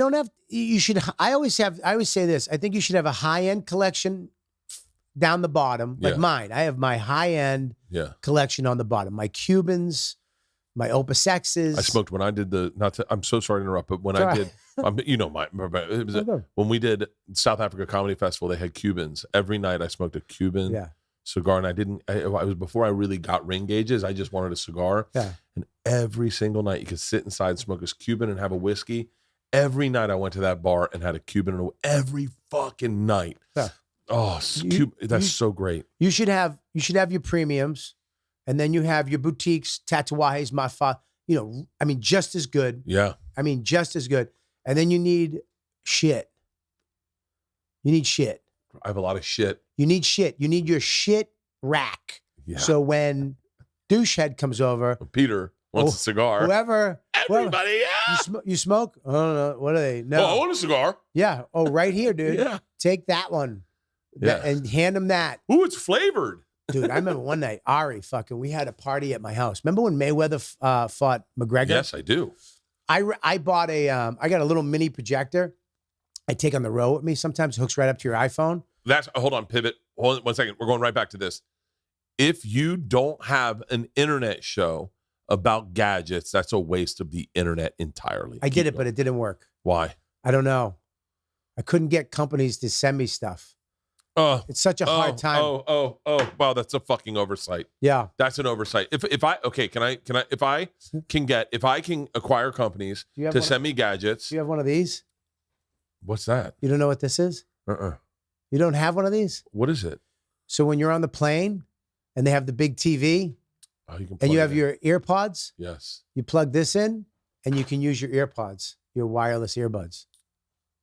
If I can acquire gadgets, like say I get 10 gadgets a month, right? Would you fly out, me and you partner on a show that we'll put on the internet? 100%. Okay. 100%. I'm that is my favorite thing in the world are gadgets. My favorite thing in the world is gadgets, but not like you. You always know the gadget before I do. You've always been on gadgets. You're ahead of the curve on gadgets. Right. But I love good gadgets. I want to say I remember talking to you about custom in-ear monitors, and you're like, "Nah, I've been on those for fucking years." Yeah. And I was like, "For real?" Custom in-ear monitors are my favorite thing to listen to. And I put those in on a plane. My podcast runs out, and I hear no noise, and I sleep the rest of the flight sound. Yeah, they're great. And I was the first one to get wireless true, because wireless, you remember, had a wire when it first came out. It wasn't wireless. Mm-mm. And then they came out with true wireless. True wireless, this company called Braggy figured out, because they couldn't get the thing through your skull. Yeah. They didn't know how to do the Bluetooth through the thing. It couldn't connect. They figured out, Braggy figured out how to do it. But these things are insane, dude. These things talk to you. They talk to you. And you could literally swipe and you could say, do this, do that. Dude, it did everything. Yeah. It hooked up to your these things. Braggy. No, those are the new ones. The older ones were where are they? I don't know if they have them anymore. But yeah, this company was the first company to do it before Apple, before Jabra, before anybody. Braggy figured out how to do it. And it was a computer in your ear. And they were the ones to do touch. So you could touch it and it would do different things. Oh, yeah, Braggy was the shit. You've always, I didn't mean to interrupt, but you've always been ahead of the curve with gadgets, everything.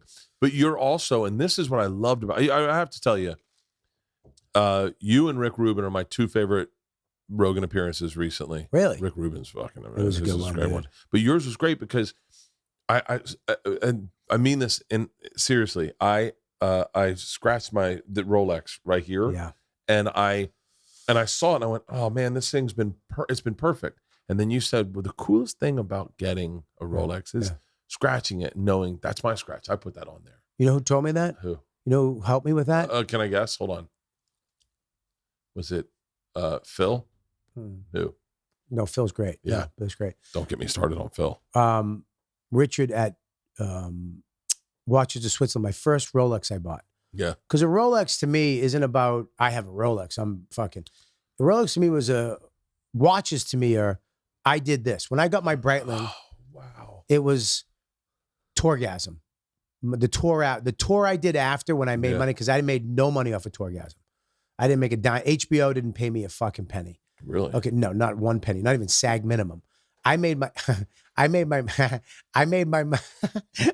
money off of the tour I did with Gary Gulman. My table reads at New Wave today. Keep going. Okay, anyways. So I made my money at the tour we did after. And when I did that, I bought that watch to say, this is my hard work and it's right here, right? When I bought my first Rolex was, when I did the Creeps with Kids and all the stuff, and my son, I was like, we're doing it, right? Mm-hmm. I want to remember this. Yeah. This is what this means, that watch. So I went and got it. I was in Aruba with my Rolex, blue face, date just. My wife goes, don't wear the watch. Why are you wearing that watch? It's so expensive. Why? Because it's my watch. Yeah. Can you not wear it you go in the ocean? I go, it's a fucking watch. It's the best watch. And yeah. She goes, I go, all right, fine. I take it off. I hand it to her. I go, fine, here. No. Dude, I don't want to hear the end of the story. We're at the pool. It's packed in Aruba. She dropped it. All you heard was clink. It hit. Dude, let me tell you something. I almost was abusive. This goes back to the holding the baby outside the hospital. Dude, this is the mommy I know. She went, oh my God. I went, what the fuck? Just drop my I was so mad. And I literally had to go in and call my watch guy. I called this guy from Aruba. I'm like therapy, watch therapy. I'm like, she dropped my bunker. And I have like the fluted bezel, and there was like a little small little thing. It didn't do anything except that little thing on the fluted bezel because it's white gold. Yeah. I was like, it's dead. And he's like, he can send me a picture. He goes, listen, man, stop. This is that little moment, that little thing. Your son, when you give this to him, he's going to be like, that's when my mom dropped that watch. And my dad flipped out in Aruba. He goes, these are, when you scratch it, every little thing you're going to remember. And that's part of owning it. It's the beauty. So when I did Secret Time, I flew back. I was in the car I want to say I was by myself in the car. heading back to the house from LAX. And I said to my wife, I want to buy a watch to celebrate this moment. And we didn't have a ton of money at the time. So a watch was a pretty big investment. And she was, now in hindsight, we definitely had enough to buy a fucking watch. But I didn't do it. I called Russell Peters. The watch I wanted was the Sky Dweller white gold. I called Russell Peters. It's $50,000, and that was out of our budget definitely to buy a fucking watch. Still kind of is. Yeah, but it's actually worth 200 now. Yeah. Call Russell Peters. And Russell Peters, first thing he says is, "I have one. Just come grab it." And I went, "What?" And he goes, "I don't wear it. Why don't you wear it for like a couple months? See if you like it. You're not going to like it." The best. And he goes, "I don't wear it enough." And to be dead honest with you, get the steel. You can't tell the difference between steel and white gold. And being serious, get the steel. It's a lot cheaper, but I don't think you're going to like it. Come out and grab it. And I went, and him doing that talked me off the ledge. I was like, I won't get anything. This watch I bought, very, very inexpensive for a Rolex perspective. Yeah. And it's not about the spending the money for the Rolex. For me, it's about, why did I get it? Where was I when I got it? Yep. What's the story about getting it? I got a great story, because when you spend $10,000 on a watch, you have a great story about the lead up. I went to every Rolex dealer. I went to Augusta, in the Rolex dealer in Augusta. They brought out 2 watches, just didn't feel it. Yep. When she brought out this watch, I went, she put it in front of me in Vegas. I think her name's Christina. She put it in front of me and she goes, "That's your watch." Yeah. And she knew it. And I went, "That is a great watch." She goes, "No, that's not a great watch. That's your watch." Yep. She knew it. She gave it to me. I've told this story a million times. I texted pictures to my dad, Tom, and my wife. My wife said, "You should get it." And I was like, "Whatever." My dad's like, "How much?" And I told him. He's like, "Well, it was a lot for a watch." I texted Tommy. Tommy writes me this letter. "You are the hardest working guy I know. You are touring nonstop. If anyone deserves this watch, it's you. Yeah. You are ... All these little facts about me, about where I am in my career. I then walk back. I go in and I buy the watch. I go, I'm buying the watch. The next day I call Tom. I was like, "What are you doing?" He goes, "Well, I sent you that text a while about why you deserve that watch." I said, "Where are you at?" And he goes, "I'm at a Rolex dealer." He goes, I'm better than you are. I deserve a watch. but it's the only investment you can enjoy. Yeah. You wear it. I love it. Yeah. I love it. And I have a hard time. I have this one and I have one my dad gave me. Yeah. And I have a hard time taking this off. And I told Leanne, I said, for my birthday. Yeah. So what do you want for your birthday? I said, I would like a watch. I'm turning 50. I would like you to buy me a watch. I want you to buy me a watch. Yeah. She's like, "What do you want?" I said, "I don't want to tell you what I want, but I'll give you a scope of what I want." Yeah. And then she was like, "That's stupid. That's so expensive. I'm not buying it." And then I was like, "Okay."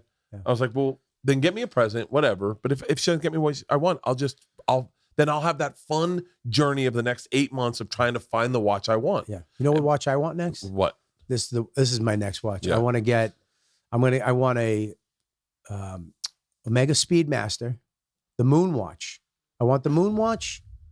I want a leather, alligator black leather with deployment band, but I want 2013.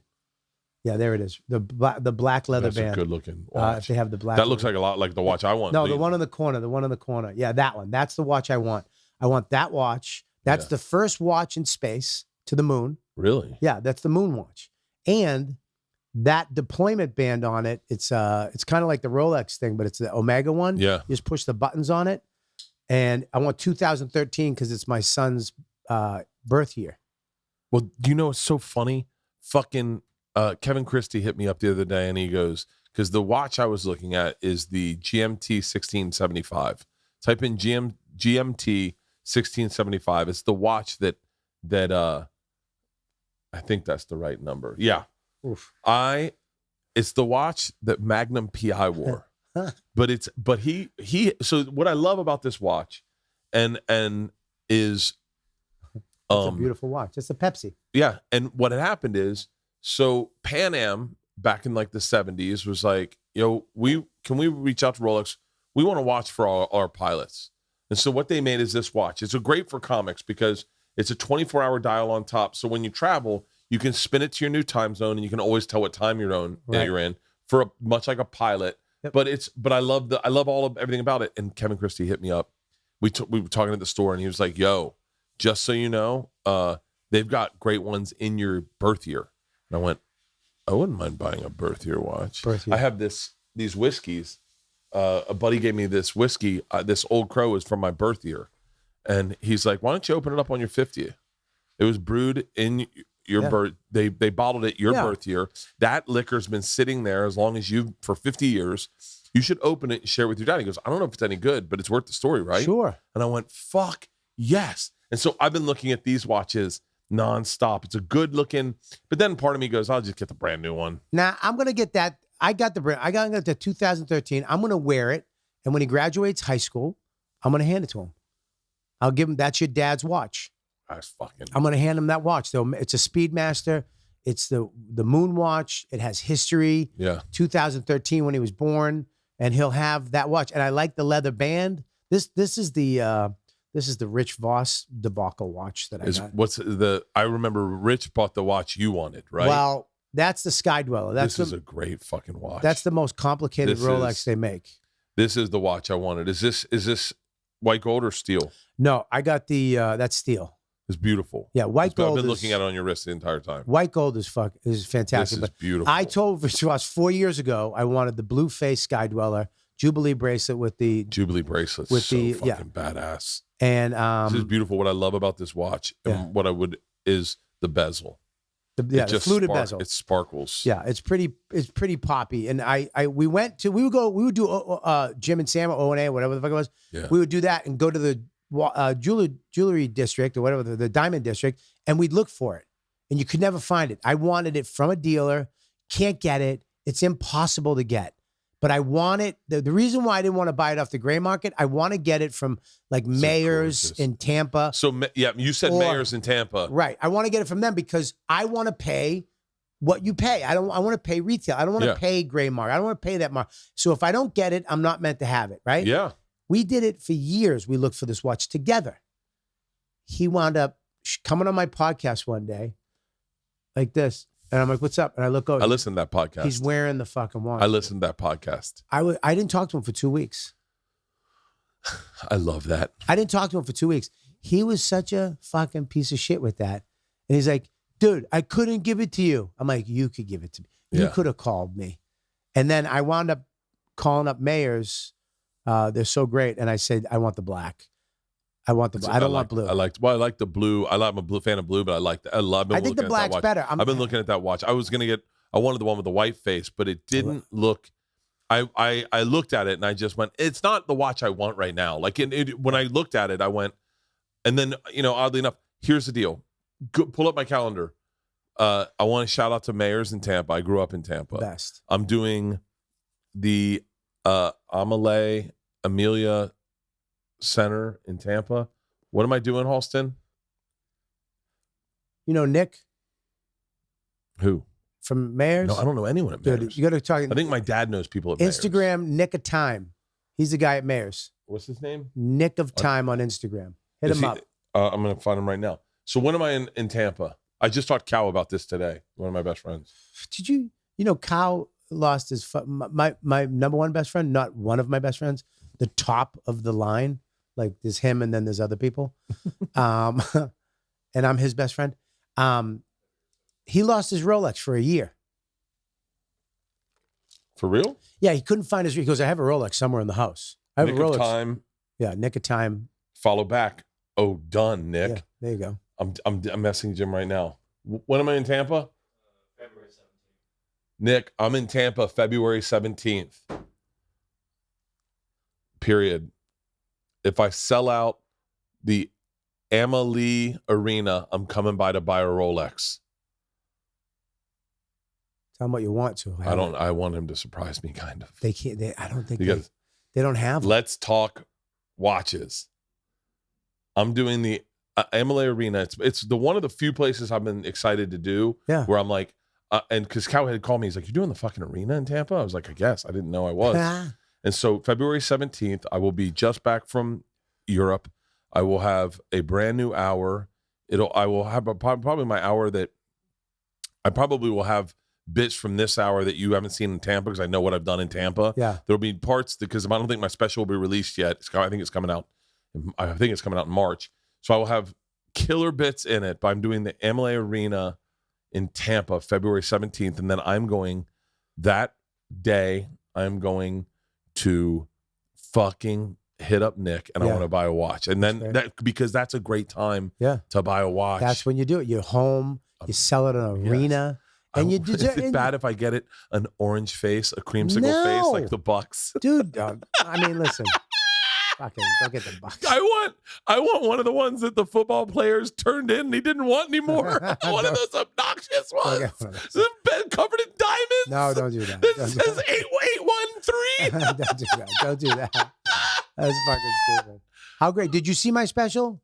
I haven't seen the special yet. So here it is. Because I love the setup. There's so much I love about it. I love the Killbox title. It's on louisck.com. Yeah. Louis directed it, produced it, and he goes, "Where do you want to shoot it?" I go, "Tampa," because of, they've supported me so much, right? The opening. Guess who it is? Pitbull Toddler. Dude, the opening shot is my number one best friend, right? Playing the bass. Ladies and gentlemen, give it up for Robert Kelly. And then it pans down to me. That's fucking That's what awesome. you do for when you're best friends. That's when you're best friends. When you're best friends, buddy. Pitbull Toddler will be playing at the Amelie Arena, my best friend. No. Dude, it made me so happy. Just because they're like, it's just that Tampa fucking Pete's on it. Galvin's playing the drums. And then they go to Mike, just, fake playing the bass. Oh, that's fucking awesome. It was so great to have that for me. Because, dude, when I got the first edit, Mike wasn't in it. It was on Pete. It was on Pete. For real? It was on Pete and Galvin, right? And I wrote back before any of that. I go, you have to put Mike in. Yeah. And Louis like, what? I'm like, dude, he's my number one best friend. And he's like, what? Louis. I go, Louis doesn't, Louis is like the big guy. Yeah. I go, you have to go. The guy in the cut off Yankee shirt? Yeah. Well, Louis didn't want it at first, man. He was like, what? I was like, all right. But then when he got there and they were jamming, I looked over and he was just rocking out. Oh, that's fucking and great. It just made it so perfect for that special in Florida to have that band. Well, there's so much for me to unpack in the fact that you have Louis directing your special. It's so perfect because, I mean, I don't need to say this to you. You already know this, but like, I sincerely, I take my shirt off on stage. There is maybe there's 10 people in the world I have a hard time following. And you are number 1 or 2 out of that list. Right. When we did Caltas Cruise and you went up, you're like, you want me to go first? In my head, I always go, well, yeah, because I don't want anyone to have to follow me when I take my shirt off. Right. Because it's kind of a cheat code. You rip your shirt off and then the next guy doesn't. Right. And I ripped my shirt off and they're like, And I remember I had to quote your set to get them back. I was We've all had those moments, 17 summers, huh, Bobby? I remember quoting your set going like, motherfucker. Dude, you're so in the pocket with your material, with who you are on stage. Yeah. You're so fucking funny. You are by far, and this is one of the things, I wish we had fucking another hour to do this podcast. One of the things that bums me out is like I watched you online and you were talking to Rich, Attell and Norton, and you're like, we're the old guys. But that's so funny because I don't see you and Rich and Attell and Norton as the old guys at all. Yeah. But then I started going, wait, am I an old guy? Yeah, well, like when you look at Shane Gillis and Mark Norman, they're in their 30s, turning 40. Bucks, man. They're young bucks and they're hungry. They're good. But there is, listen, and I think Norman, Shane, Ari, well, Ari's an old guy too, but Lewis, Big J, fucking Soder, Joe Schultz, List. Joe List, all those guys, I guarantee comedy doesn't age the way it used to. And there is the murder level that you're at right now is so you don't get good until you're 40 at all. That's my opinion. And you don't get great until you're 50. I'm being serious because you really know who the fuck you are and you stop pandering. Once you're at 50, you stop pandering to trying to get fans that you never really wanted. Once you don't have a B plan. Yeah. You go, I'm in. Yep. You're so in the pocket. Yeah. Your class, it's funny, your class, I feel like got better with age. Like you, Bill, Dane. You're in my class. I feel like You're I'm in my always, class, dude. I'm a year below you guys Listen, because dude, you don't guys sell were out. all, You don't sell out arenas. but You know what I mean? but I'm like Rich Voss is one of, if not the funniest human being to ever be in a circle with, let alone on stage. He delivers every time. Obviously, Attell and Norton, I don't have to say a word about it. Fucking the respect level I have for those guys is the best. Way surpasses the respect I have for Rich. Yeah. But I mean 100%. I'm so sad that he's my fucking close friend. but you are. Can I say something about what I think we did back in the day, and you guys, Rogan, you, Segura, Ari, and now I think all the new guys are doing, and now, putting out the special, and Louis just saying, they say no, whatever, and he goes, we don't have to ask anymore. No. And Louis is like, I'm doing it, and like this tour I've been on, Tom and his wife and Rogan and you and Andrew Schultz, and nobody anymore. Nobody's coveting their success. Yeah. Like everybody's like, dude, here's my people, go. Yeah. You know what I mean? Go, and we're all saying, fuck it. Go buy his special. Go see his show. Go check her out, because we're not asking anymore as comedians. You know what I mean? We're just helping each other with our fan bases. Go, and you like comedy, go and do it. It's the coolest thing that I'll say Rogan gifted comedy was not being greedy and sharing the spotlight. And when you say that you see someone like Andrew doing his own thing, the one thing that is mirrored to Rogan is this selflessness. Unbelievable. Andrew Schultz, I'm saying. Andrew Schultz is absolutely selfless with sharing the spotlight and trying to get other people to pop. Dude, he is, I'm telling you, him, Louis, you, Rogan, Kalta, I mean, all these people, Tom, I can't believe like the love, the openness. Schultz, he got on the line, he goes, I want to be on with your social people. And he literally told Schultz takes it to the next level. He's really good. He's really good at so many fucking things. And I think he just sees things. I know he sees things differently than I do, because he'll say things and I'll go, yeah, good call. Yeah. I was like, I didn't see that. And usually I feel like I see everything. Yeah. Like I always have a take on something. Yep. Schultz really is a game change. That guy really has a fucking unique way of seeing stand-up comedy. Meaning like his material's great. Yeah. What he does on stage is great. With the whole thing.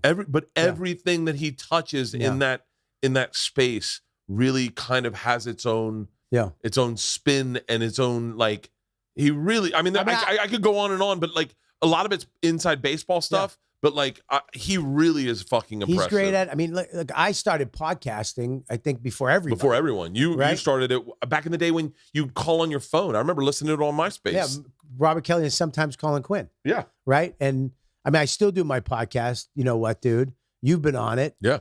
My whole thing back in the day was I want to just bring comics on. You might be responsible for popping more people than Rogan. Yeah, except me. I never popped me. My podcast. Other people have got. I met Tim Dillon on your podcast. I met fucking Dan Soder on your podcast. I met so many people on your podcast where I was like, Well, I remember Tim Dillon's the perfect example, because I met Tim on your podcast, and you and Tim went out and had a cigar. I think I had a drink. We all had cigars. Tim smoked cigarettes. Yep. And then Tim hit me up. He's like, yo, I'm going to be in LA. This is years ago. And I was like, guy's fucking hilarious. Mm-hmm. And I remember and he said to me the other day, he goes, yeah, you're one of the first guys to like put me over in LA. And I was like, no way. Yeah. In my head, I was like, oh yeah, Bobby introduced us. Yeah. I love the fact that comics we put each other over. Yeah. Like nobody covets their success. I'm trying. I look at I'm not as much a great internet guy as I am live performance guy, where I go, I can promote a show. And so like I do the Fully Loaded festival, and I try to fill it with all the comics, and there's no better feeling than watching people go, who the fuck is this guy? Yeah. And then you get, it's almost better than turning a fan yourself. You're like, I told you I'm fucking cool. Yeah. Like I told you I know, like not only that, but my friends are fucking great. Like it's the greatest feeling to go, yeah, I only fuck with the best. Like I those are my friends, are the greatest. I say it over and over again. I am friends with the undisputed funniest human beings in the world. In the world. Don't ever step to a party at my house and go, you want to hear a joke? No. No. I only fuck with brilliant thinking, funny people. That's all I fuck with. Yep. On the phone, on text, on podcasts. That's my business, is that. That's like when we talk to the guys at Tatuaje or at Foundation, they go, this is what I do. I make cigars. You're going to like it. I go, trust me when I say, if I bring someone on the podcast, 9 out of 10 times. Yeah. You got to know that one. I get a few stinkers every now and then. Did you see Rogan's new hour? No. Dude, I sat down. He come to the Vulcan, and I went to the Vulcan room. Unbelievable. The crowd's fucking. Yeah, it's fun. I almost wanted to move to Austin. Like, I was like, That's is how intense. they get you. That's how they get you. And then they give you a handgun, and you're like, I can carry this around anywhere. Yeah, dude. But he went up. I went down. I watched a little Tony. Then I went down to watch him, and I sat on this ice cold metal stool. I was like, all right, I'm gonna watch for a little bit. Yeah. I couldn't move. Dude, I couldn't move. I gotta watch him. Dude, it was epic. Like, I was, my eyebrows were up the whole time. Shut up. Dude, it was so awesome to see. Like, Louis' new hour is fucking brilliant. Yeah. And like, I watched that on tour with him, but this is the same. It's like the same type of thing where it's like another level of, there's no, it was flawless transitions. Like, sometimes in between jokes, I'd be like, all right. And Yeah. Dude, from this, and it went to that. And all of a sudden you're a half hour in. I'm like, I don't know where the transition, there was no it was so flawless. He's at the top of his game. He really is. Like, that's why I say you don't get great until you're 50. I can't wait to see what this hour looks like for me. I'll be 50 years old by 17 days. What's your hour going to be called? I'll tell you. Oh, off air? I say it a lot in life. I find things I say in podcasts a lot. Yeah. They translate to my fans. I say secret time nonstop. I still say secret time. Hey, big boy is all that's said around my house. Hey, big boy. And so, like, I just try to find the thing that's just authentic to where I'm at in my life and then use it. So we have to wrap this up. I have to go do a table read. Hey, congrats on the special. Thank you, brother. Everyone get it at louisck.com. louisck.com. Yeah, you can buy it there. And yes, I'm not giving away it for free because I have to pay Louis back. Yeah. I have to pay Louis back. And I have a tiny house I have to pay for. Yeah. But no, yes. So it's $10. It's a caramel macchiato. It's $10. Go get it. Fucking, I cannot wait to watch. I'm going to save it for a sober flight. Okay, great. So I can watch it on a sober flight. Right. And then I'll text you and I'll let you know how my best friend did in it. Yeah, my best friend. My best friend. He's your best friend. He's my number one best friend. Number one. I love you, buddy. I love you too, buddy. Thanks for having me over, man. Thank you for doing this, man. You got it, brother.